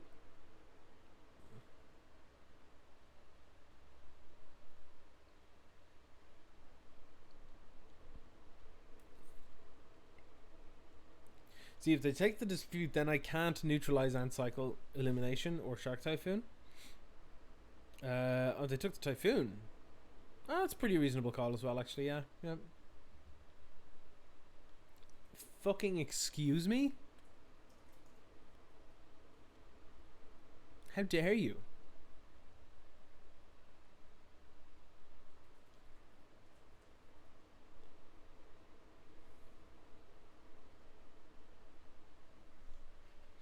No, I'm not doing that. I'm not taking triple Thoughtseize. Get out. Not doing that. Who does that to people? You ain't playing 8 racks to get out of here. If you were playing 8 rack, if you went turn 1 Thoughtseize, turn 2 Thoughtseize the rack, I'd be like, alright, I know what I'm in for. Supposed to be playing against a control deck, and I'm also a fair deck. It's like, Thoughtseize isn't even particularly good. I could absolutely have come back from that. But like, oh, that's just really, that's really tilting. I don't know what it is. I don't know what it is.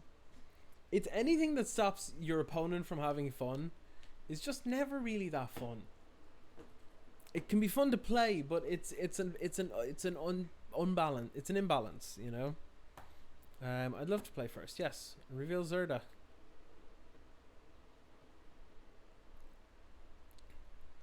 This is pretty good against creature decks, but again, so many top lands. I don't know what it is. Yeah, it can be super miserable. But yeah, like, I wasn't going to be able to showcase the deck there. Put it that way. I can't show you what the deck does if I just get my hand pulled apart. We're looking to play like normal games. See what its good matchups are. Its bad matchups are. Not like these like one-off like lol screw your hand though. Feels pretty bad.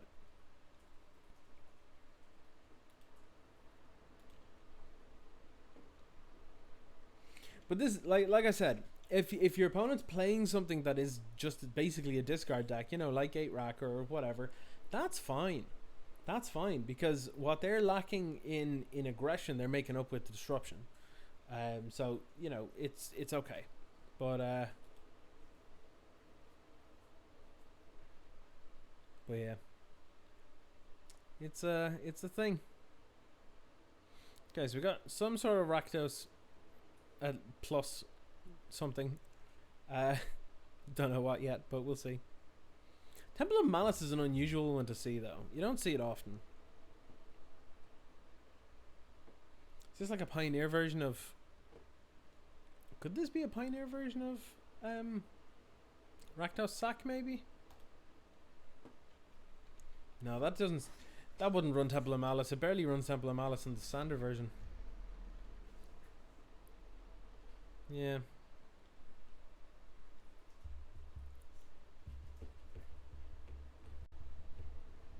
Oh, it's Grixis. Okay, sure. That's fine. I can deal with Grixis.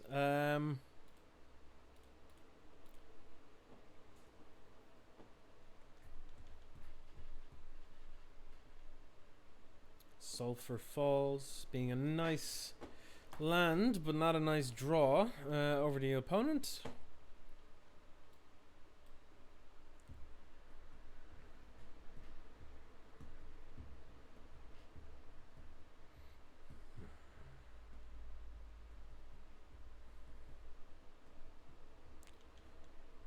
Combat, combat, combat. End step. Cycle. This feels like it's kind of a useless card in this matchup. Why do I feel like I'm not going to win with a Flourishing Fox? We'll see. We'll see how it goes. Maybe. Maybe we will. Maybe we will.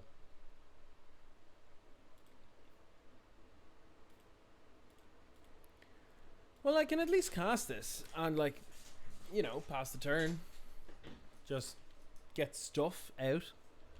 You know, like if they want to try and kill this, that's kind of fine by me.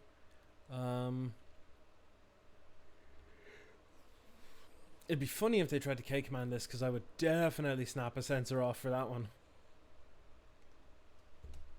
Make you respect the sensor. You made it to platinum. Nice one. Nice one. Ah, yeah. Ah, okay. Okay. Ah, yeah. Look at this. Get out of here. Get out of here, you dirt bird. You're none of that shite. No, get out of here. Historic is really cool. I enjoy it. People are complaining that they want a paper version. I'm like, you have any idea how hard it is to keep track of something where they like just rando go like, here's a load of like random cards added to a non-existent format. Good luck. Like, you're not gonna figure that out easily at all, you know. I think I'm good to shock this. Like, that was not a big deal.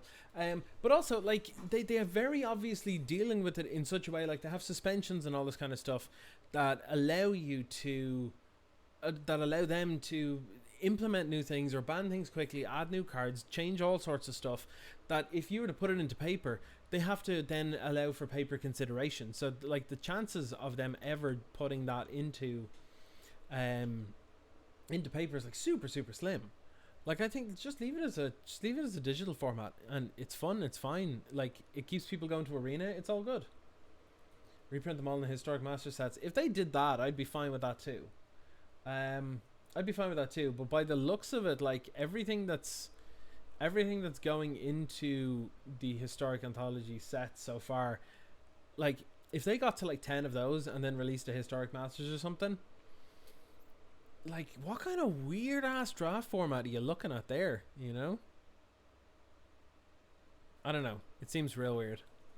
I wouldn't say, I can't say I'm huge on the idea, but how to have historic as your play, EDH, yeah, like that seems pretty fine. They played a land, right?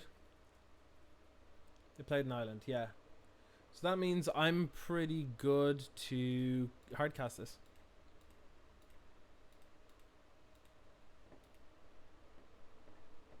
Because they'll likely take this because there's 2 neutralizes. Now they'll likely take the Shark Typhoon. But I got a land out of it, I guess. Yeah, like, sometimes it's fine to have a digital only thing because it allows people to have a reason to go to Arena. So like that makes Wizards happy. but also it's a completely crazy ass format where they're like, you know what we should do? How about, bear with me, Ulamog, the Shrines, and Phyrexian Obliterator. And then, like, people are like, yes! And then, like, they just do all sorts of mad dumb stuff. I'm like, that's fine. That's really cool. I love the way that they can do things so crazy. Like, instead of banning Field of the Dead, they left Field of the Dead in, and then put in, like, Ghost Quarter and Goblin Rune Blaster. And now, suddenly, it's not that big of a deal. You know, it's still good, but it's not a format ruiner. So, you know, you agree. I'd like to say in Arena, having format exclusives declined is good marketing too, without being awful about it, because you don't have to play it. Yeah, that's true. That's true. Our opponent apparently couldn't beat 2 counterspells. So, alright, I'll take it. I'll take it. Yeah, like, if I didn't have, like, now, what I found was a huge big no-no. What they did was they took Historic away as being one of the things that you could ladder up with. That was a terrible idea. Hey, Historic's a thing. Also, like, this is our way of, like, showing you, like, you know, the cards that you had bought already that have rotated, you actually have a use for them, except you don't have a real use for them. It's not competitive. So we're not allowing competitive. That was so terrible. That was such an abysmally poor call. But now that's not the case, so it's all good. It's all good. We need blue. We can't function without blue. I guess all the top lands. Yeah, like, it feels good. Like, if it's a fun format, it feels good. They can curate it however they feel. The next Historic Anthology can be a bunch of stuff that just answers all the difficult things, and it allows for R&D and stuff. Like, obviously R&D have something to do or say with this, because they do with, like, format balancing and stuff, right? But they look at, there could be specific people in R&D that do that, but anyway, they can look at formats and, like, over the course of a couple of weeks or months, as opposed to years, like normal paper R&D do, they can go, okay, this seems to be a problem deck. You know what would be great if it was in the format would be this. And then they just make it happen. And then it just fixes things. But then if another problem comes up, they're like, you know what else we can do? We can also just add this card. And that is fantastic. That is so good. I cannot explain how good and smart of an idea that is. I think I'm shipping land, as much as that pains me.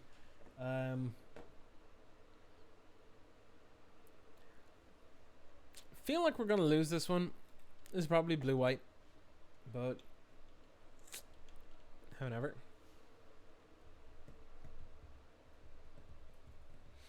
It's incredible that they can just say, no, this is not legal for this season, as we want to see what it's like without it. Yeah, it's so good. It's so good. And then they're like, it's not that much different. It's not that bad. So, you know, we'll put that thing back in. It's fine.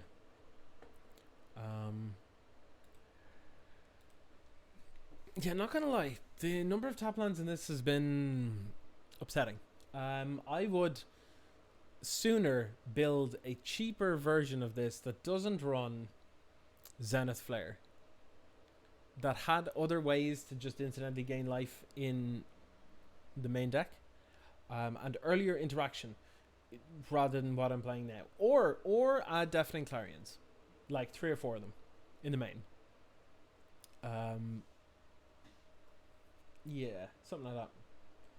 Rotational bans and restrictions are very smart. Yeah, like, I love the way that, you know, like, the meta can start, like, balancing out or whatever, and then they're like, oh, this is all good and it's okay, it's fine. And then, oh, this is Jeskai Luca. Okay, rip and peps. You know, they can be like, this is fine, everything's kind of settled down. Why don't we just shake it up with the new Historic Anthologies and then just, like, release a bunch of madness? And not literally madness mechanic, but, you know, like, just mad stuff, and, like, just go from there and just be like, whatever, let's do that. Sounds fun. Why not? Let's go. That to me sounds like a great idea for a format.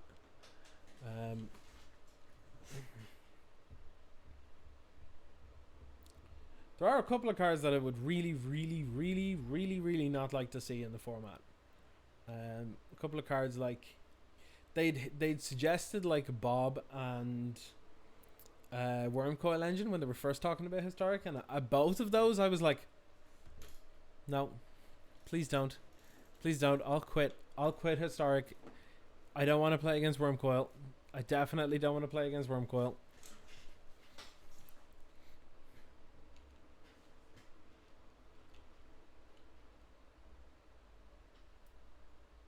So my problem here is we're probably going to face a Teferi at this point. We have to counter it, otherwise we can't counter a Luca, and then if we counter a Luca, or if we don't have a counter spell for a Luca, then we're like really borked. I'm gonna cycle this.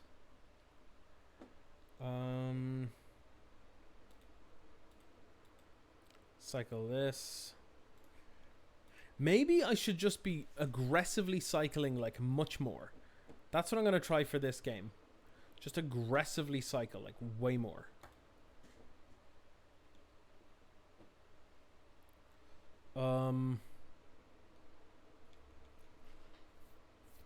Yeah, I'm just gonna pass and then cycle like a bag of cards. Actually, yeah, I'm sneezing in the background here.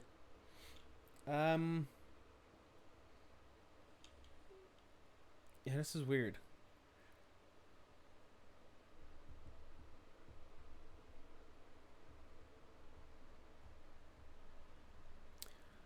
Cycling Shark Typhoon.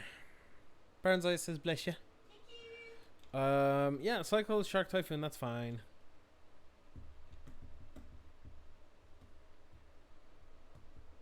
I keep forgetting the Shark Typhoon's a card even though I'm literally playing with it.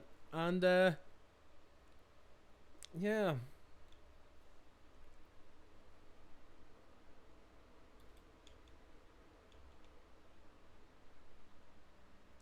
It's weird that you now have to play around that all the time, Shark Typhoon.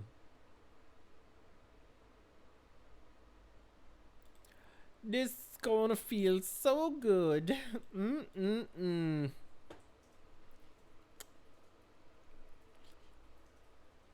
Would you look at that? I know what I said. Shark Typhoon's real good. Like, don't get me wrong, I think I do think it's a fantastic card. And I really want to play more of it myself. But it's real weird that you now kind of have to play around it. Like all the time. It is great in all respects. Yes, I actually think it's an incredibly well designed card. I think it's really, really clever. It's really, really smart. It's a fantastic way to beat Teferi. And if people aren't paying attention, you can just like end step, be like, well, make a huge dude, and they're like, wait, what? I really like that. Flavorly, it's ridiculous. Class maybe or maybe not the word I'd use, but interesting for sure. Yeah. Ridiculous also, like I said. Yes.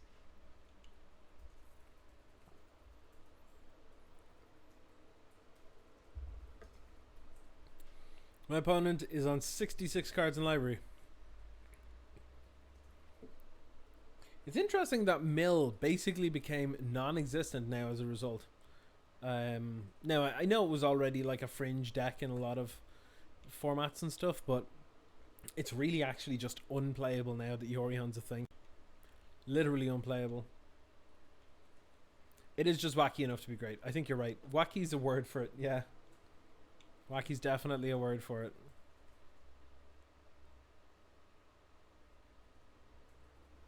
Are they playing around the sensor? They're playing around the sensor. Look at this. They were tapping for their 5-mana planeswalker. No, it was a 3-mana planeswalker. Listen here, you little shite. Get out of my garden. Get out. Not on. Playing a Narset, sure. It's actually pretty bad for us, but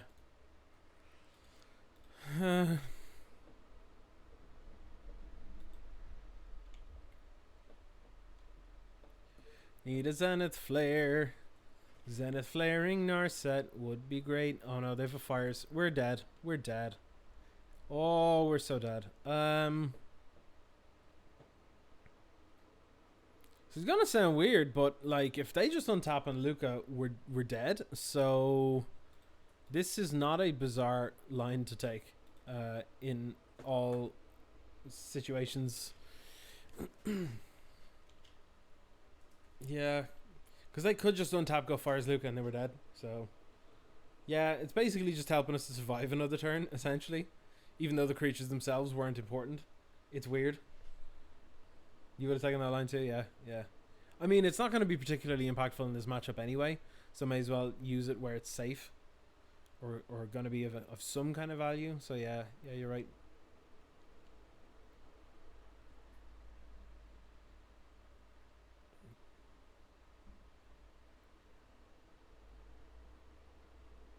Wonder if our opponent's trying to be funny with their name. My pen is here. Sounds like a very 12-year-old's kind of joke. What are you, like 12?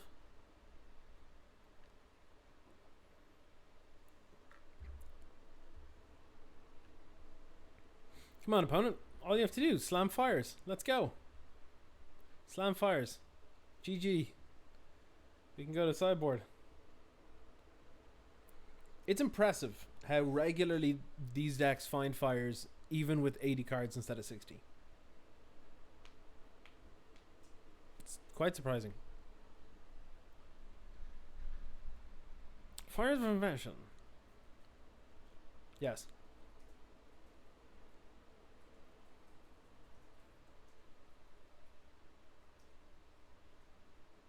They're casting Shock Typhoon. Alright. Yeah, that's where you see fires is a stupid ass card. I remember when I first saw it, I was like, it's gonna do one of two things: either nothing or literally everything. And turns out literally everything, and it's probably too good. I do not see a world where I win. But I guess it's time to F6 my opponent's turn because I can't interact. Look, ma, no hands.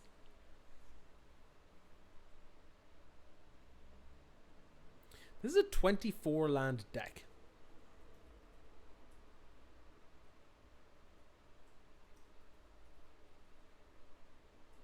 Surprised it draws out as many lands as it does. But then also just randomly decides that it's going to not draw anything. But yeah. Look, it happens. It happens.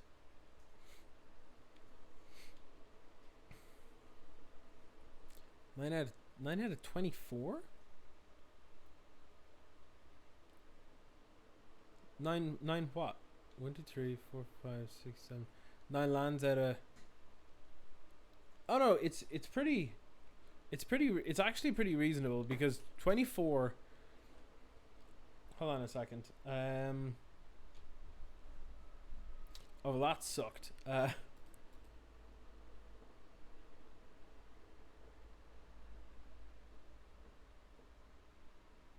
Oh wait, I mean, it's an Narset. What?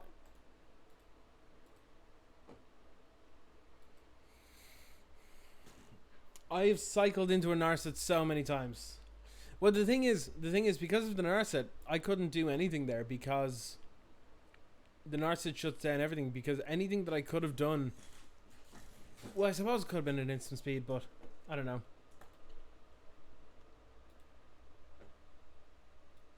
I don't know. That felt terrible. All right, Delvin's veto, dispute. Narset. I don't know about the verdicts. Glare of Heresy, maybe?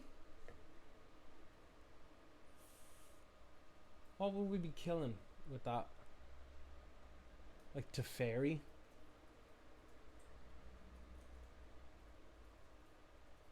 What happened to you today when drafting a 16 land deck? Was when you played your 16th land. Fair. They don't really play with the graveyard. We don't actually have a whole lot for this matchup, I don't think, but we'll see. Azorius Charm, kind of terrible.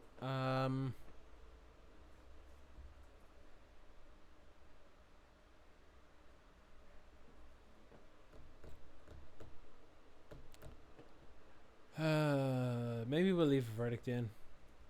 Actually, maybe we do need to leave a couple of verdicts in. Let's pull out like a sensor, maybe. Yeah, let's pull out a sensor. Go with that. I know sensor's alright, but the thing is, if they manage to land the fires at any point, sensor is literally dead. So, yeah. Would I like to play first? Yes, I'd love to. I'd love to, with a decent opener, please. Decent opener?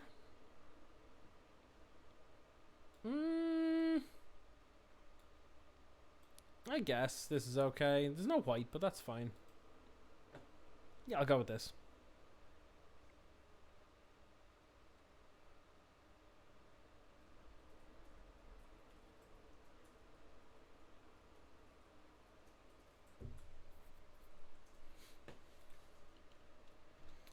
Play a London, pass the turn.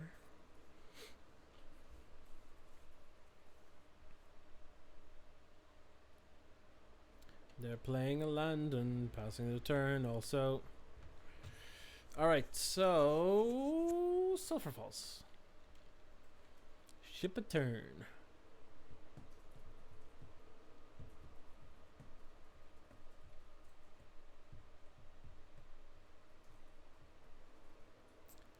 I think I don't want to cycle anything here, I just gotta wait.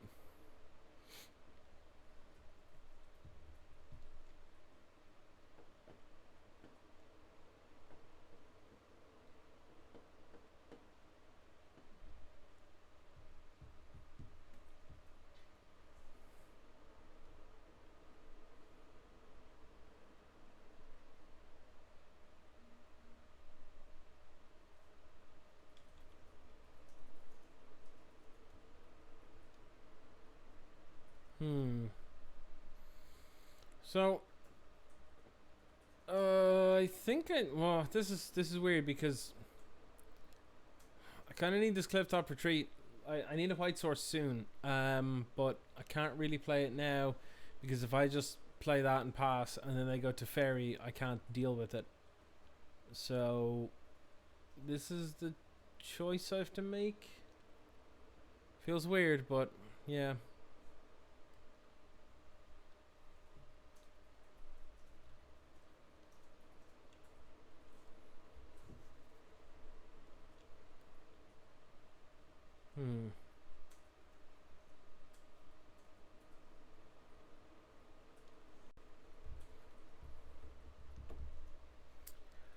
What are they gonna do?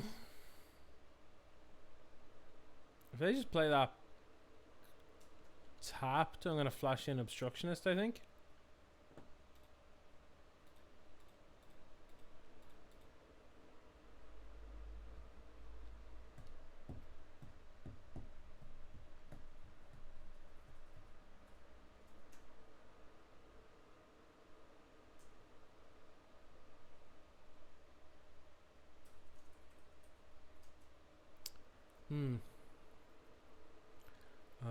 And step okay.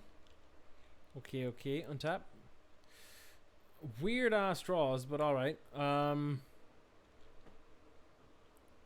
is very strange. I feel like if we weren't in a cycling deck right now, I would prefer Void Shatter over Neutralize. Because it'll counter and exile, but it's also not blue, so it doesn't get hit by Mystical Dispute. I think that would probably be the better card at this point.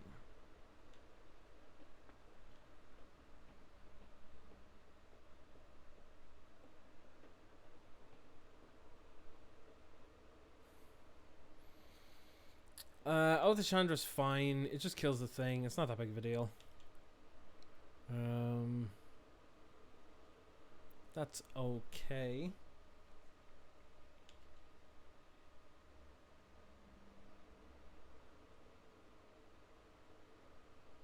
Oh, the Chandra's not that big of a deal. I'm not very concerned about it. I can't even cycle that. God damn it. Mana base is a wreck over here. Mana base is actually backbreakingly terrible in this deck. I'm gonna have to play this and pass the turn. Whoa, woof! This feels bad.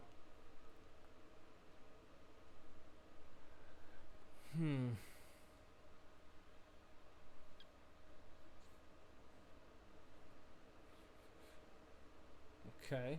Okay. Teo. Okie dokie. They fear Zenith Flare. They fear a Zenith Flare. Okay, that's fine. Make a wall, that's okay.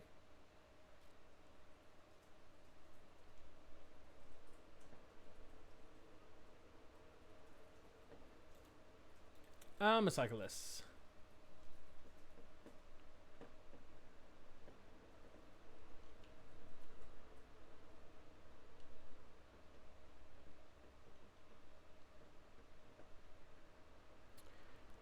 Do I want to make a 1-1 shark? Maybe I do. Maybe I do.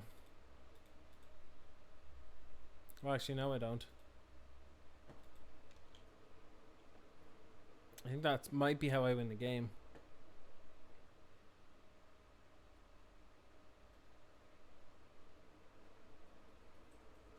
One, two, three, four, five. I could just play it out here, but they could just like Teferi bounce or something, or just go fires Teferi bounce.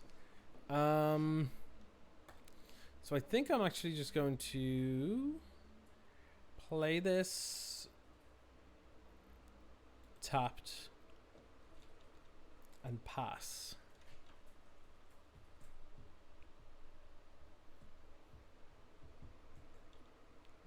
Surprising that Teo sees play, but I can understand why. Like, it's actually, they're actually pretty decent. Weirdly enough. Okay, they make a little defender.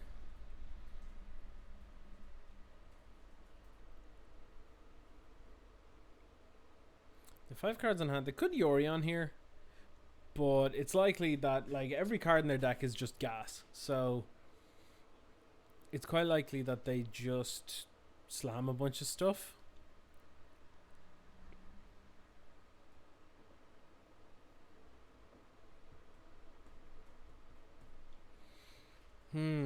Do I want to do anything here?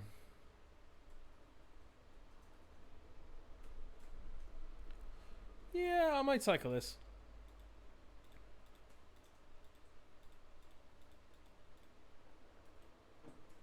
Yeah, let's cycle it. Make a free. Make a free, innit?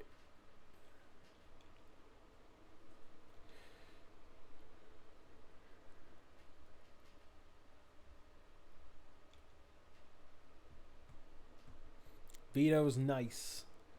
Veto's nice.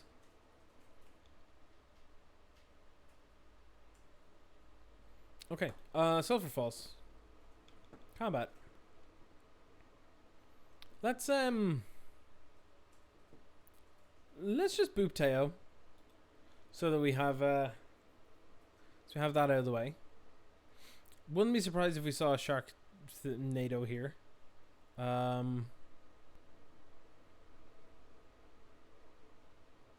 Wouldn't be against Cycling Sensor and Zenith flaring, but feels like they're kind of baiting it, but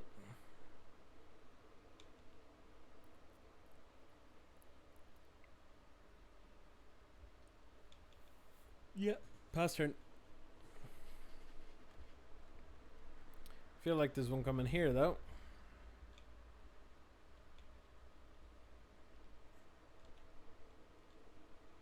Okay, I'm gonna look forward to this Supreme Verdict.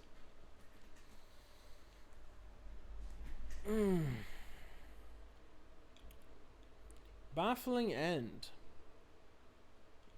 Seems alright. Don't know why you'd keep that in. Well, I suppose did they see a fox in game 1? I think they did. That's fine. That's fine.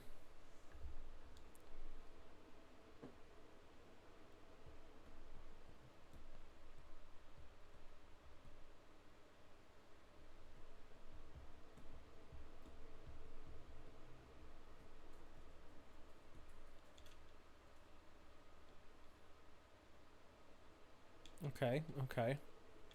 No blocks. Going to 14. No big deal. No big deal.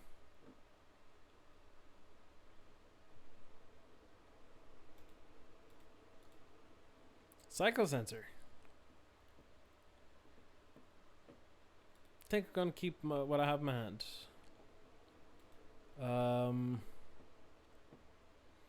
Do I just verdict here, maybe?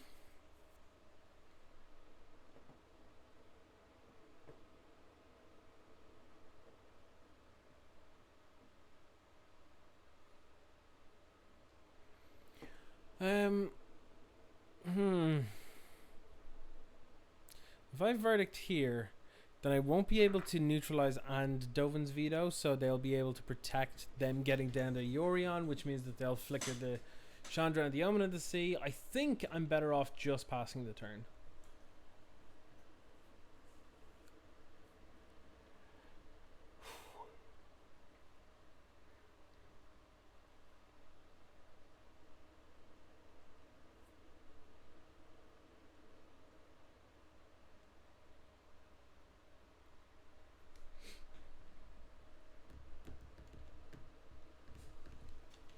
Okay, shipping it over.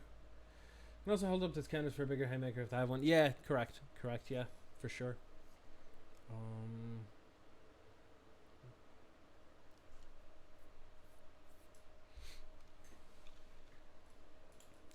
For sure. Combat, yeah, I'll take 4. That's no big deal. At some point I can just Zenith Flare to gain life. Not that big of a worry. I'm a big fan of letting them resolve Yorion and then cycling Obstructionist to counter the ETB. I'm a big fan of that idea. I'm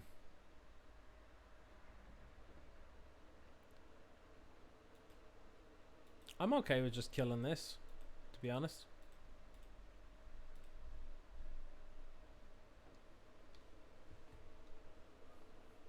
The reason I waited until post-combat is because my life total is not super under pressure right now, so I could wait and see what they do. Now that we're on end step, it's fine. Plus this will just redo my life totals and stuff. Okay, they're looking to try and find some form of counter spell for this, I reckon. But it's not that big of a deal if this gets countered.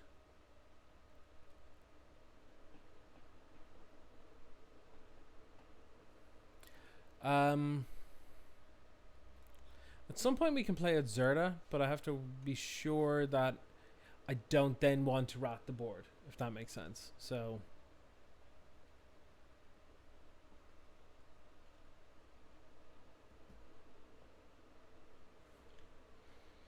okay. Plans. So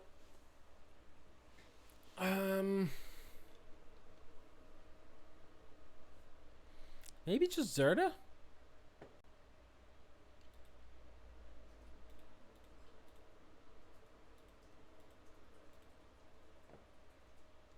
Zerda, the little firefox. Zerda. Now this costs 2 to cycle. Now this costs 1 to cycle, 2 less to cycle.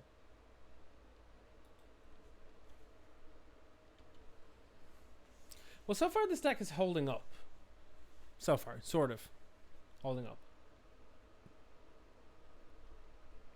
Our opponent on it also has lower clock than us, which is very unusual considering I talk a lot while streaming. So there's that.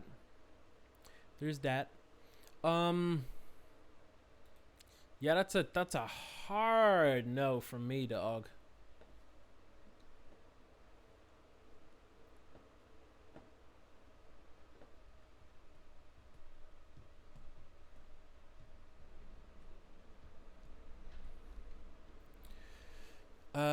I think I gotta keep what I have in my hand. I think all of the things they do are just too good. That's quite nice draw actually. Let's attack.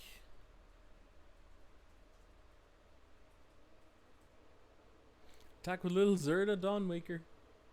My little Firefox.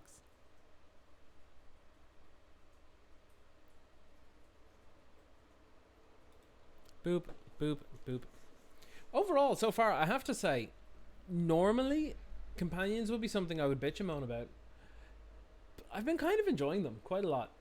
A lot of new decks have come out as a result of this, and most of them have been fun. If the net increase of fun if the net amount of fun increases in the game as a result of a new mechanic or thing, whether it's like oppressively everywhere or not, that's a win for me. I actually think companions are definitely one of the most impactful changes that Magic has ever seen, but they're not the worst. They're really not the worst.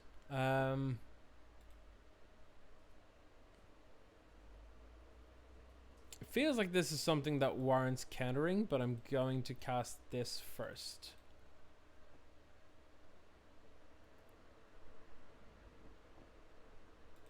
I'm gonna counter you.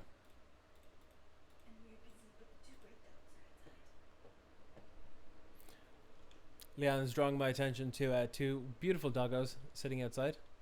Mystical Dispute, that sucks, but I guess that's okay. Welcome, Mox Panda. Good to have you here. How are you doing? Yeah, it looks like that Narset resolves. Oh no. Yeah, look at the top four. Get a thing. What are they revealing?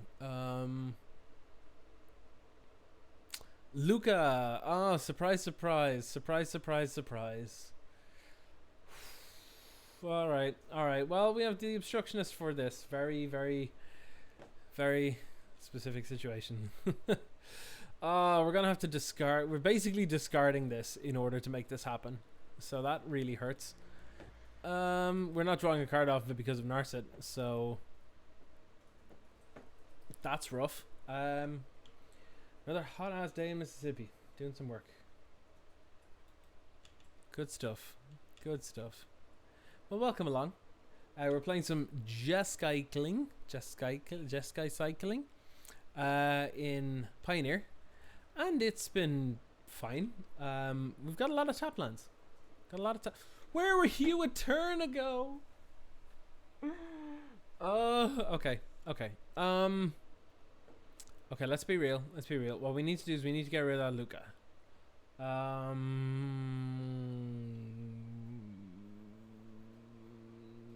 Shit. Okay. What if, right? Bear with me on this one. What if we Zenith Flare the wall? Right? What if we Zenith Flare the wall and then Zerda attack Narset? It seems insane.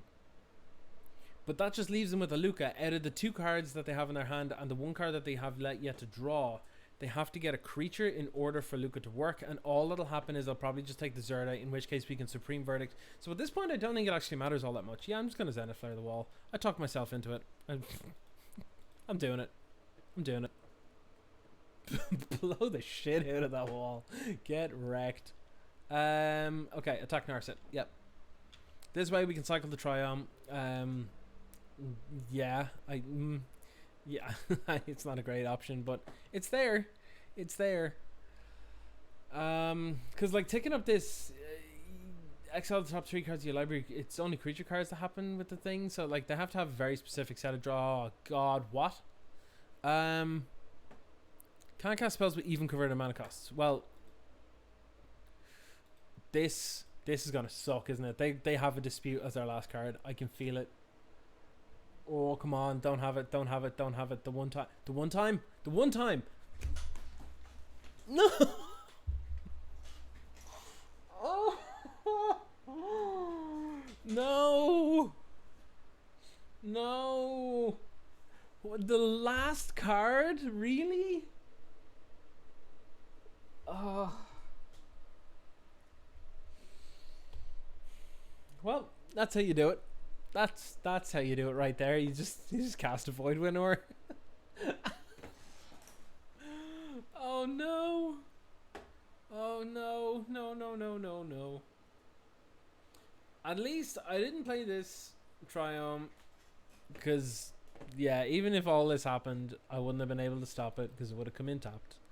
So there's that. They've actually got 11 power on the board. Like, what is the... You can have Len, thank you for a biddy. bit. Thank you for a sympathy biddy. Itty bitty biddies. Cool. So the 2 cards in my hand, I literally can't cast them.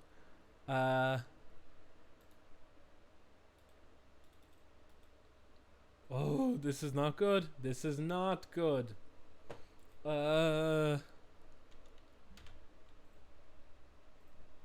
How do I stop this? 1, 2, 3, 4, 5, 6, 7, 8, 9. Okay, cool. Yep. I think I have a way out of this. Though it's weird. I might have to cycle the Typhoon and double block the Void Winnower. But if they just play something insane here, yeah, ECD will do it. ECD will do it. Yep, that'll do it. Rip in peps. So I can't cast Supreme Verdict. Okay. I'm definitely cycling this then, if they're not attacking.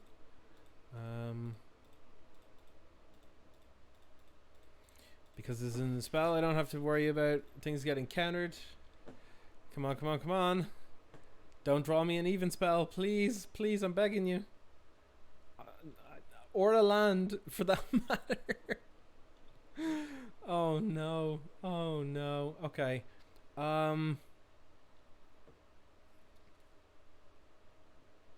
Can we get out of this by cycling this? I'm gonna try it.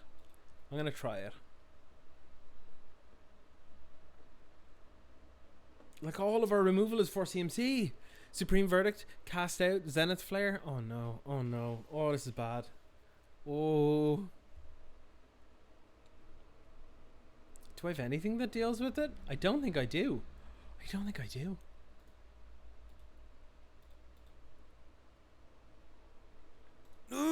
All those tap lands coming in clutch.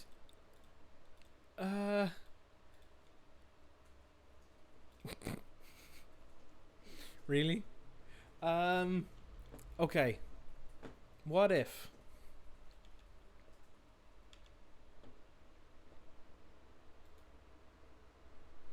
So, if I swing at them, I can't kill them next turn, so it doesn't really mean a whole lot.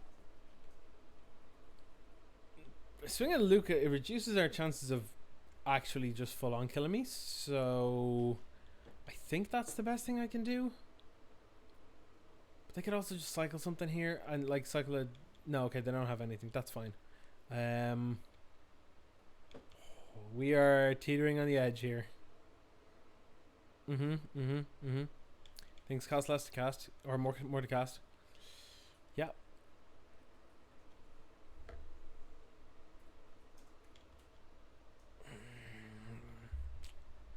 Cool. Oh no. Fairy Time Raveler unravels my plans yet again. Oh, this felt so good for so long, and then to be done in by a Void Winnower of all things. Wow. I don't know how I get... Even if I get Void Winnower off the battlefield temporarily, I don't know how I can do with this.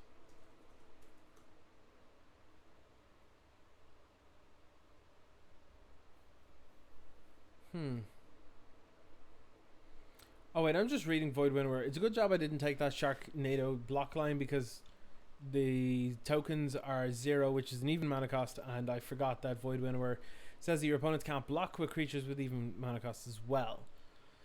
So I'm taking 11 to the face. Yep, there it is. There they are. Oh, this is bad. Yes. Genuinely do not know what I can do with this now.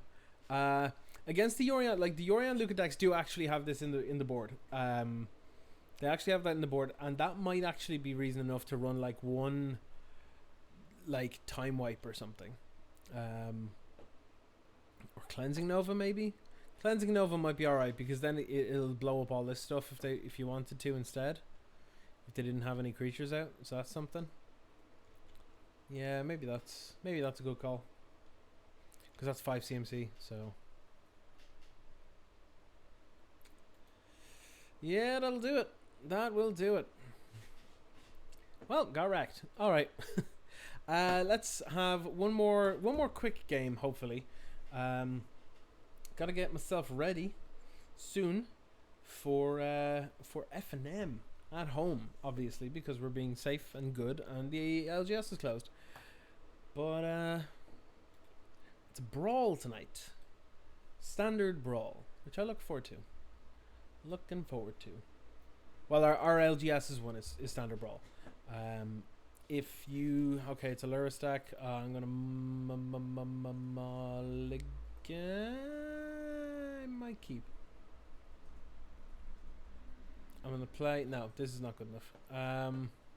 This is a much better hand. Yes. I think I'm going to get rid of the Shark Typhoon. The reason I say this is because if it's a Lurus deck, it's likely to be something aggressive, and Shark Typhoon is actually a bit clunky.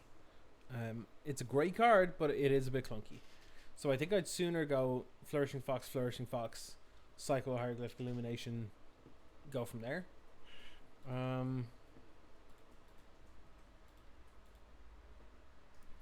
But we'll see. We will see. So far, again, like I said, I'm not convinced that we need to have the red for Zenith Flare, but yeah, F&M at home on Arena tonight, by the way, is it's on at the moment. Actually, it is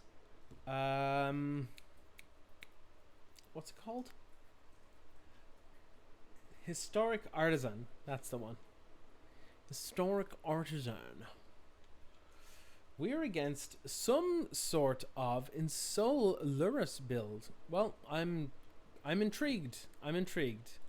Consider me intrigued. In before I get whomped for 6 on turn 2.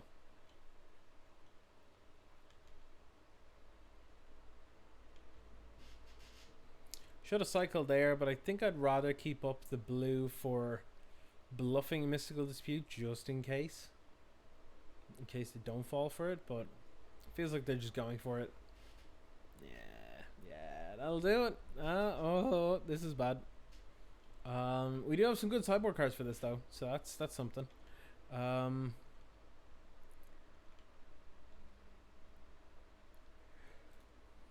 Alright, cycle.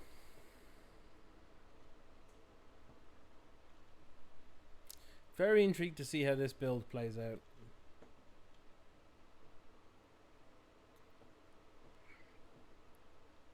Now, my question is, do I hold up anything or do I just really chunk in? I think I might just really chunk in here, because if I cycle this, right, this gives me a chance to win here, I think. Not on the spot, but close. So that gives me 6 power on board.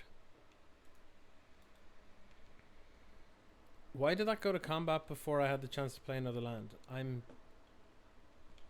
That's made me miss another 2 points of damage. That's probably actually enough to cost me the game. That's unfortunate.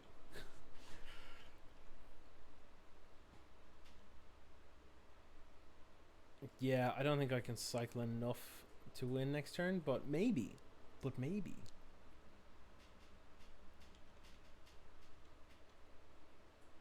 Maybe the key is to get Flourishing Fox down ASAP. Maybe that's like the key.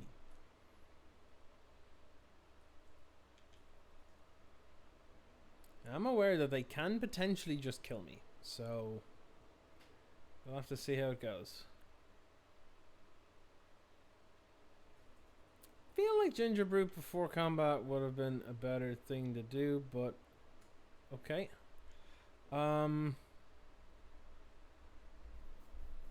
What do I care more about? Them having access to this or me having access to 2 power? I think them having access to this because it's gaining 3 life. I think it's better to do this because then they can't hold up a Mutavault to block if they pay for this. Because they could be waiting and then just playing another land and then they have a Mutavault up as well. So now they definitely can't sack this to gain life either. So I'm still not in a good position though. Still not in a good position at all.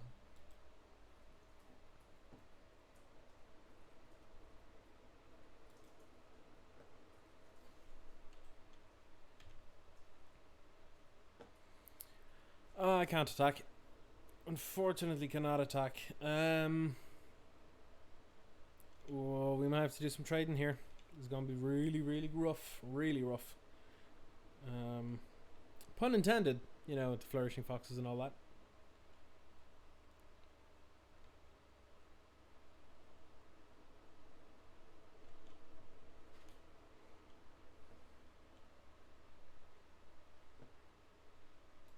Okay, time to cycle this. Gonna yield to this. It's gonna get old quick. Yep. Okay. Sure. Block. Feels like they have a shrapnel blast. Now, like, feels like they drew it. No? Okay. Oh, they could still have it. Yeah, they could still have it.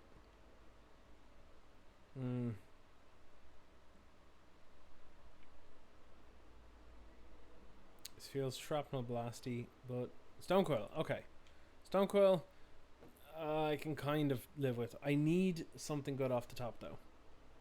We're heavily pressured here. Okay, now we need a sweeper. We need a sweeper. But that's even not that good because Mutavault exists. So that's okay, actually. That's okay. Clifftop retreat. Combat. Attack. Get in.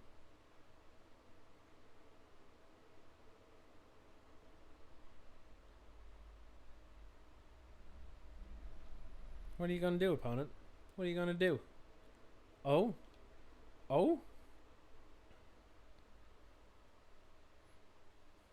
That works. That works. I can take that. I should do this now. I should do this now. Because if I wait for their turn, they can in response shrapnel blast me. So I'm gonna do this now.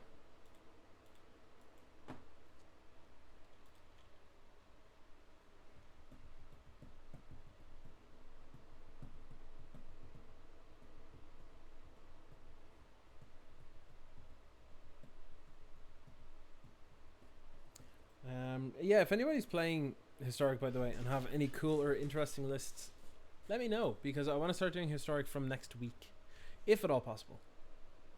I would like to do that. Okay, Steel Overseer, I can see. Yeah, I can Steel Oversee. Yeah. Stonecoil, okay. Yeah, this is bad. We need another Zenith Flare off the top.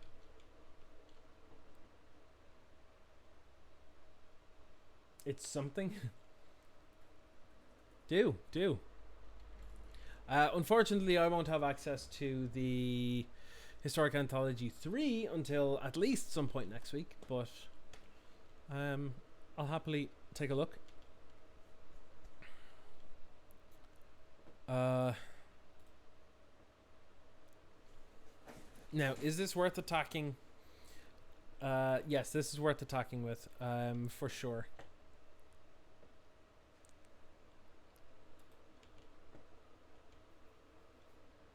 They should have sacked Topagirapur there, by the way. Anybody that was watching, I was like, what's going on?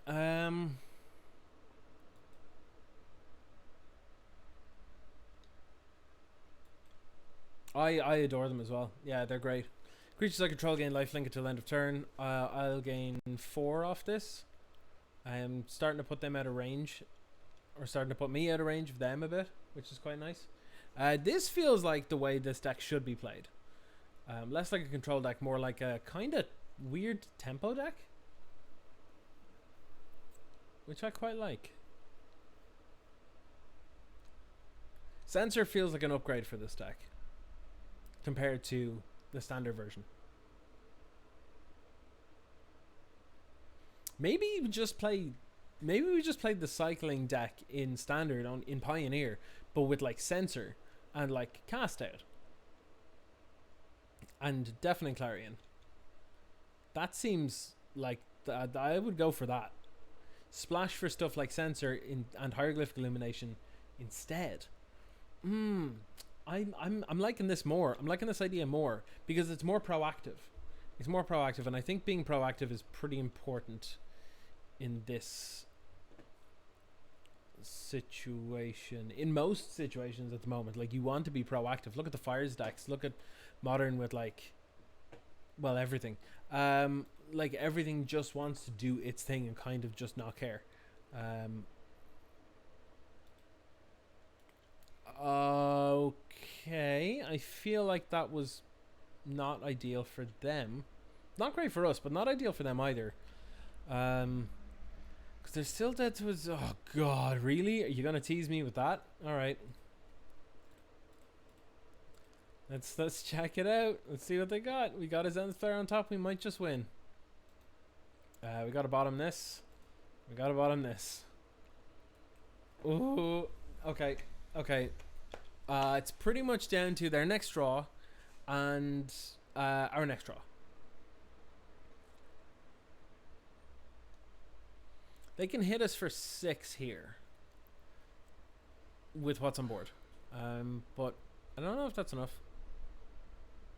Well, considering we're on 8, it's not. But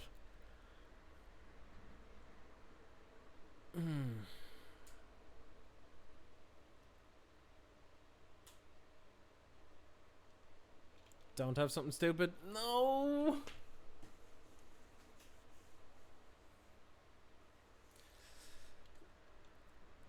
Not a ginger brute. Don't do a ginger brute. That doesn't work. That doesn't work. That doesn't do it. That does not do it. Oh wait, it does. Oh, it does. It's Xaxes. Oh no. Watch. Top deck. Let's draw a card and let's see what it was.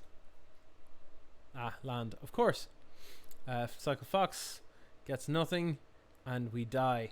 Yeah, that was okay. At least we didn't draw a buttload of good stuff afterwards.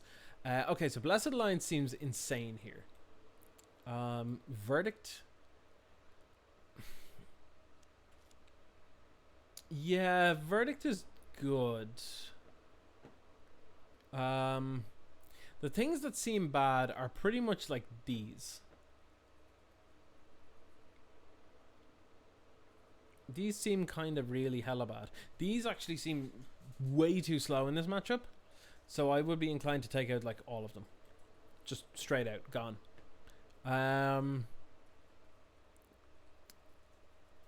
They have some number of vetoes and or land creatures that we really want to make sure it doesn't happen. So far we've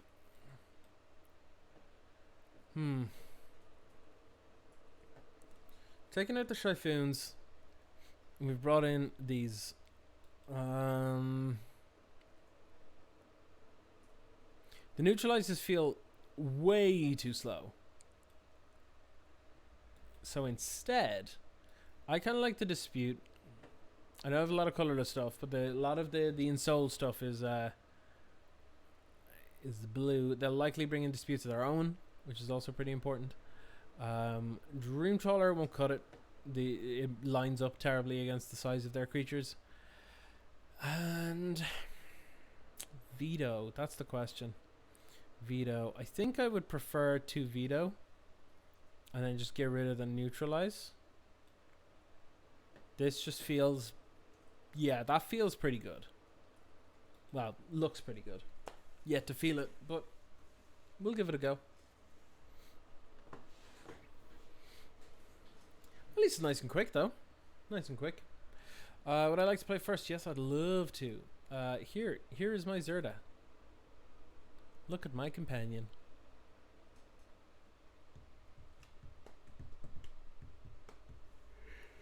Okay.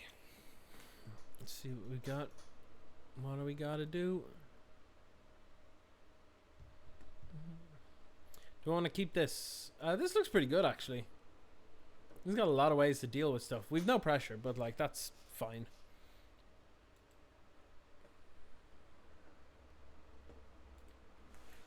Let's play this and pass. And then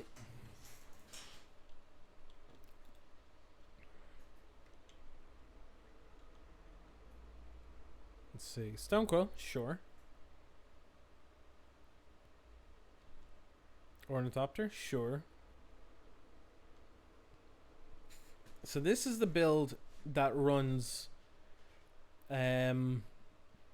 obviously it's the build that runs Lurrus, so it would be the build that runs like Springleaf Drum and stuff, which I've never was too impressed by, to be perfectly honest, so we'll see.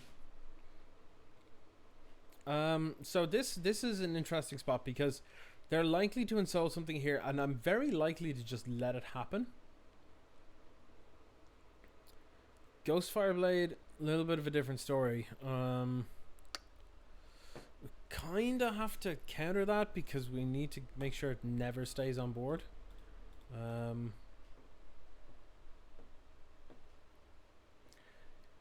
As much as I don't like Dovin's veto, it feels pretty good to know that when you counter something, it's staying countered.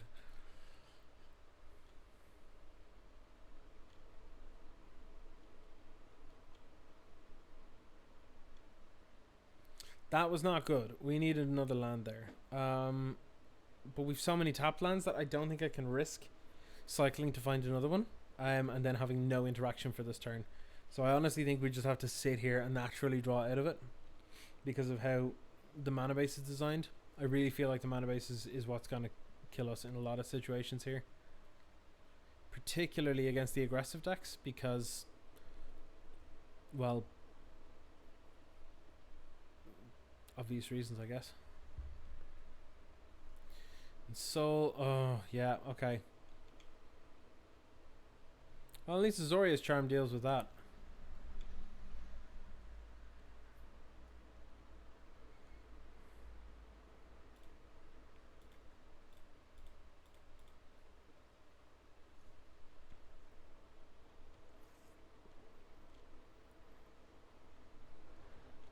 They're also down a land now because of that, which just feels real good. I think we have to do it this one time. Oh, thank God. Oh, thank God. Okay.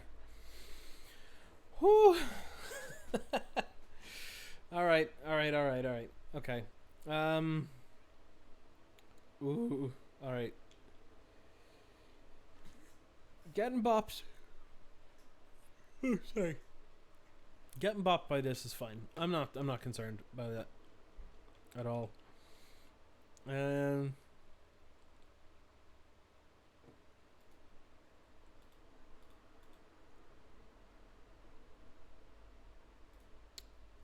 gonna cycle this.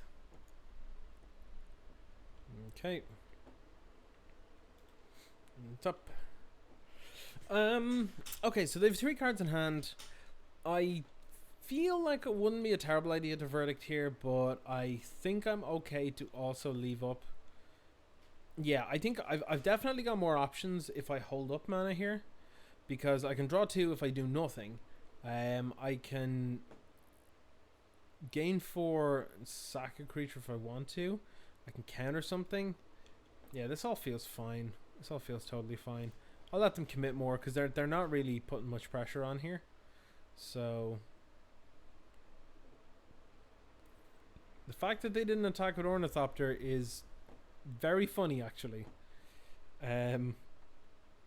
Because I could just do this, but because they would have just sacked the Ornithopter and still got the damage through. But They didn't attack with it, so yeah, I think I'm gonna attempt to draw 2 here. They could have a mystical dispute, but that's fine. If this is what they're disputing, then I'm okay with it. Alright, sweet. Sweet. More irritating farmlands. And yeah, I think this is just the moment where I do this. Good to just get the board reset.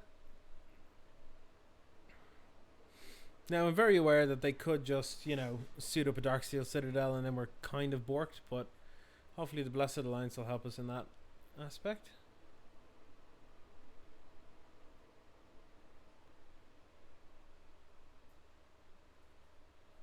What have they got? Luris, yes. You can do Luris, I suppose. This is actually, oh. Yeah, you know what? For the first time possibly ever, I forgot about Luris.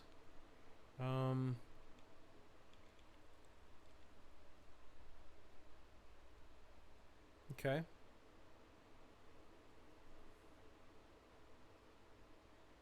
Oh, that's gross. Oh, that's really gross. That's impressive. I'm impressed. Okay, so what happens if I cycle here? I cycle this. I get that.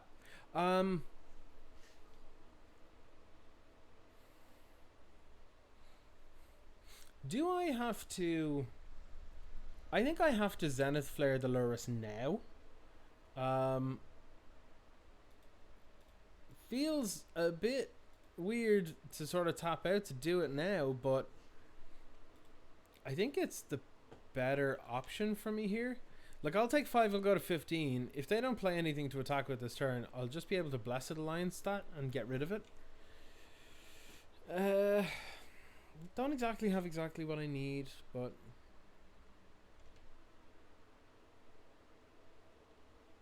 Being at 20, I'm not too concerned. I've at least a few turns to figure it out.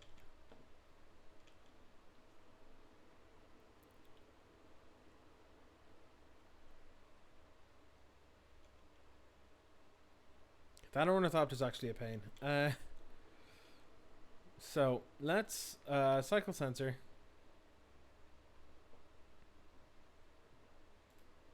Cycle Sensor.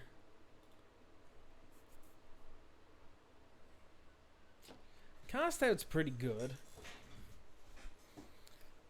Cast Out is pretty good. That actually gives us a lot of agency with what we can do this turn. So yeah, I'm pretty okay with what we've got going here.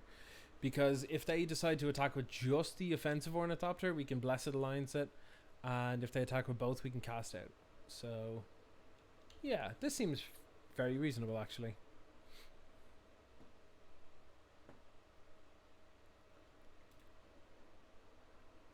I actually think I'm also, well, can I play around anything? No, I can't.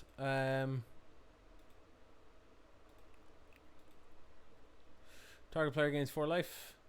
Target opponent. White, whatever, and whatever.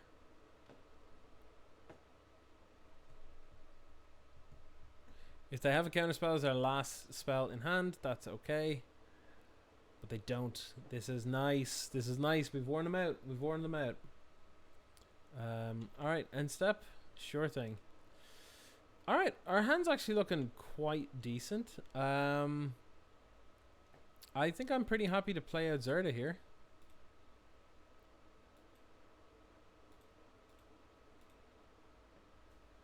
Zerda! Get out there. Alright, so what we can do now is we can counter 2 triggered ability thingies if we wanted to, which we don't really have many of here, but actually is this card just bad in this matchup? Nimble Obstructionist? Well, actually not really, because once we turn the corner we need to make sure that we can kill them before they can pull out of it, so these are pretty reasonable at that. Considering we got rid of the Sharknadoes. Oh no, you do not. Oh no, no, no, no, it's not happening.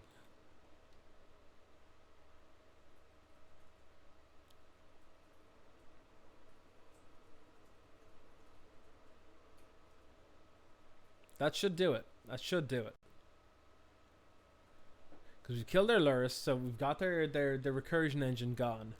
We've countered their Ensoul artifact. That's the second one. The likelihood of them drawing more is so slim. Yeah. Yeah, that was pretty good. That felt good. Maybe we just want the third veto. And then we just remove the... We'll just pull out a Fox. Pull out a Fox. That's probably fine. Let's go. Let's go. Final game. Can we beat Lurus and Soul? Which I hope stays a deck because it's such a cool idea and I really like it. Do I have actually all of the pieces? No, I don't have all the pieces to build it in paper. I need to get Steel Overseers. But thankfully, thanks to M20, they're really, really, really cheap.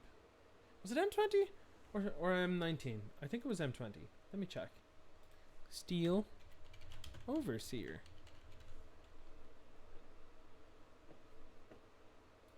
Come on. Log in. Steel Overseer was in M20 and the price trend is at, well, €1.80, but they're from 90 cents at the moment, which is pretty good. Pretty good. It's nice and cheap. Barneseye, I just saw your guess there, and yes, you were correct. Good job.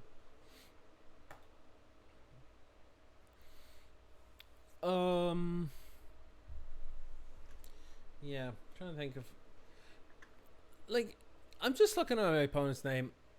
At what point do you think that's a good name to have? Oh yeah, I'll play with Yamamoto someday. Yeah, for sure. What's your name? Dead Baby Unicorn. Excuse me. This is not a good hand. This is a better hand. This is a much better hand. And I think I'm going to have to get rid of the Obstructionist for this one.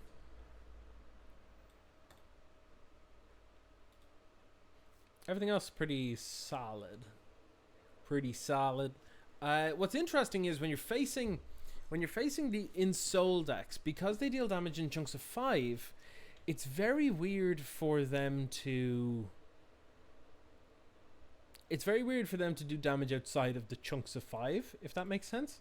So shocking on like turn 1 is not that big of a deal because, well, they're going to kill you in 4 lumps of 5. So it doesn't matter if you were at 3 life or a 5 life. At the end, you still die to a shrapnel blast, which is very strange.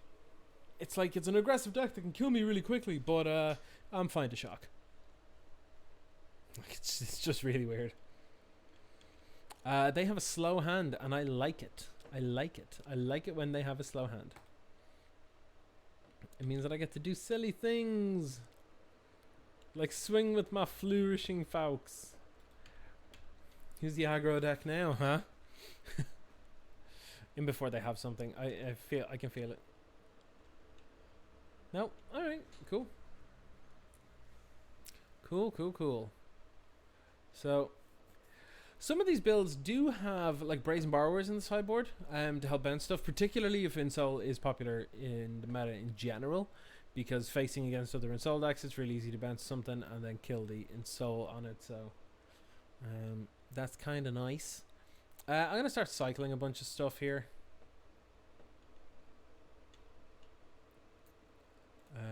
Yeah, I have a Zenith Flare now, so I'm going to start getting really aggressive with cycling, I think.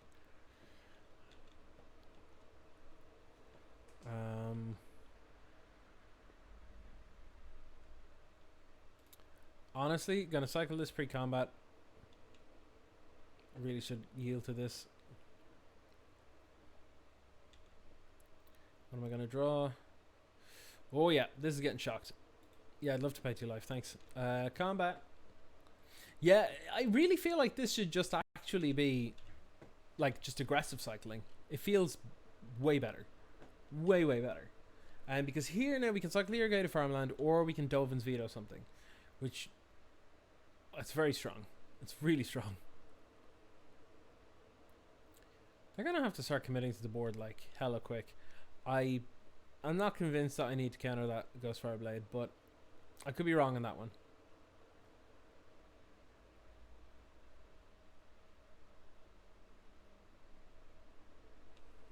That's what I can counter.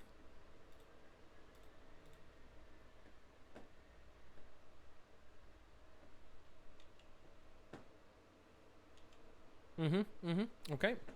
That's annoying as all hell.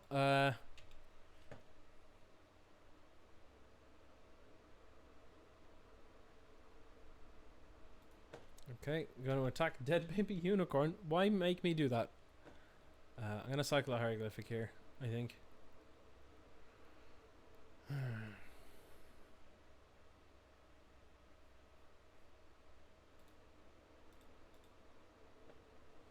If I draw another land here, I'll very happily cycle this irrigated farmland.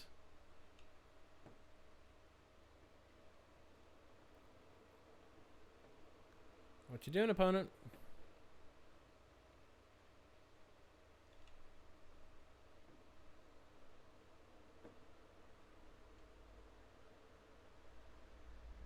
What are we drawing? Sulphur Falls, yeah, fantastic. Let's do it.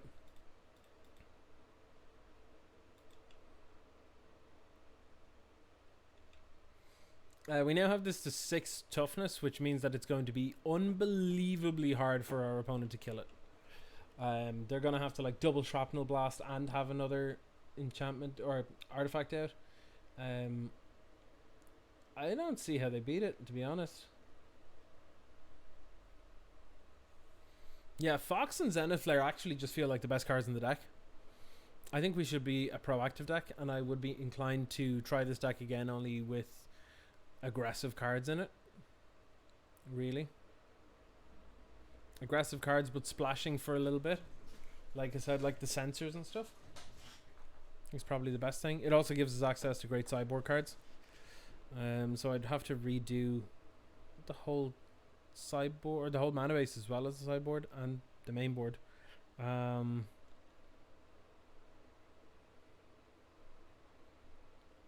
Like this is fine, but ultimately you're just killing a creature.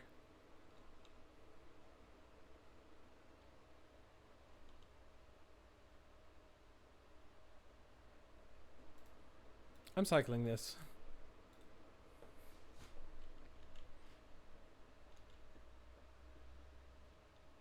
I'm gonna stop on my upkeep.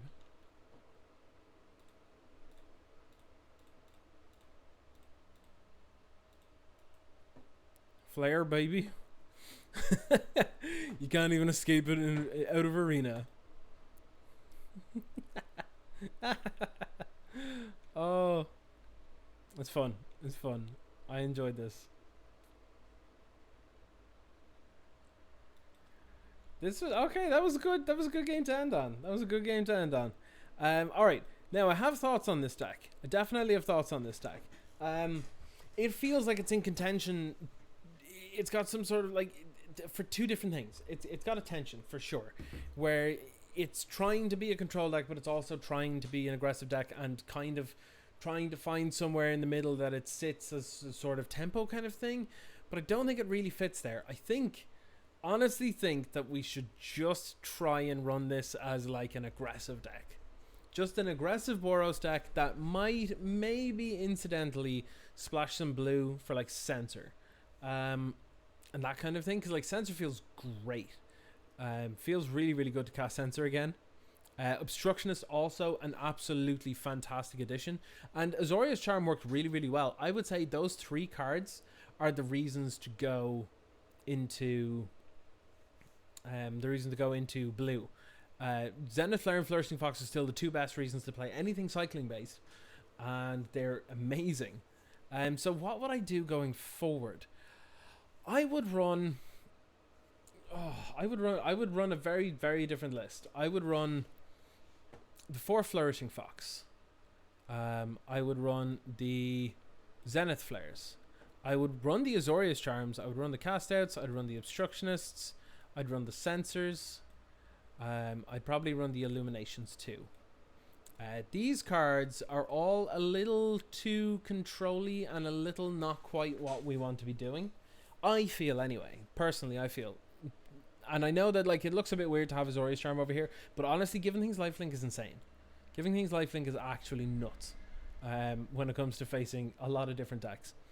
This feels great. Also, having main deck removal is really, really good, especially when you're trying to win like damage races and stuff. Or to blow out, like, because this says put target attacking or blocking creature on top of its owner's library. So if you can like make your opponent double block and they think that no matter what you do, you can't grow your fox any bigger or whatever, and you just go, yeah, put that on top of your library though. That feels like it'd be a lot of fun to do. I'm not gonna lie. But yeah, I think that we're just better off Boros. We're probably just better off Boros. We're probably good. We could definitely be good as a slimmed down Jeskai, where the top of our curve is Zenith and Cast Out. These are just a little slow. They're just a little slow. I can see Supreme Verdict in the sideboard to be sure of like blowing up the world if we needed to.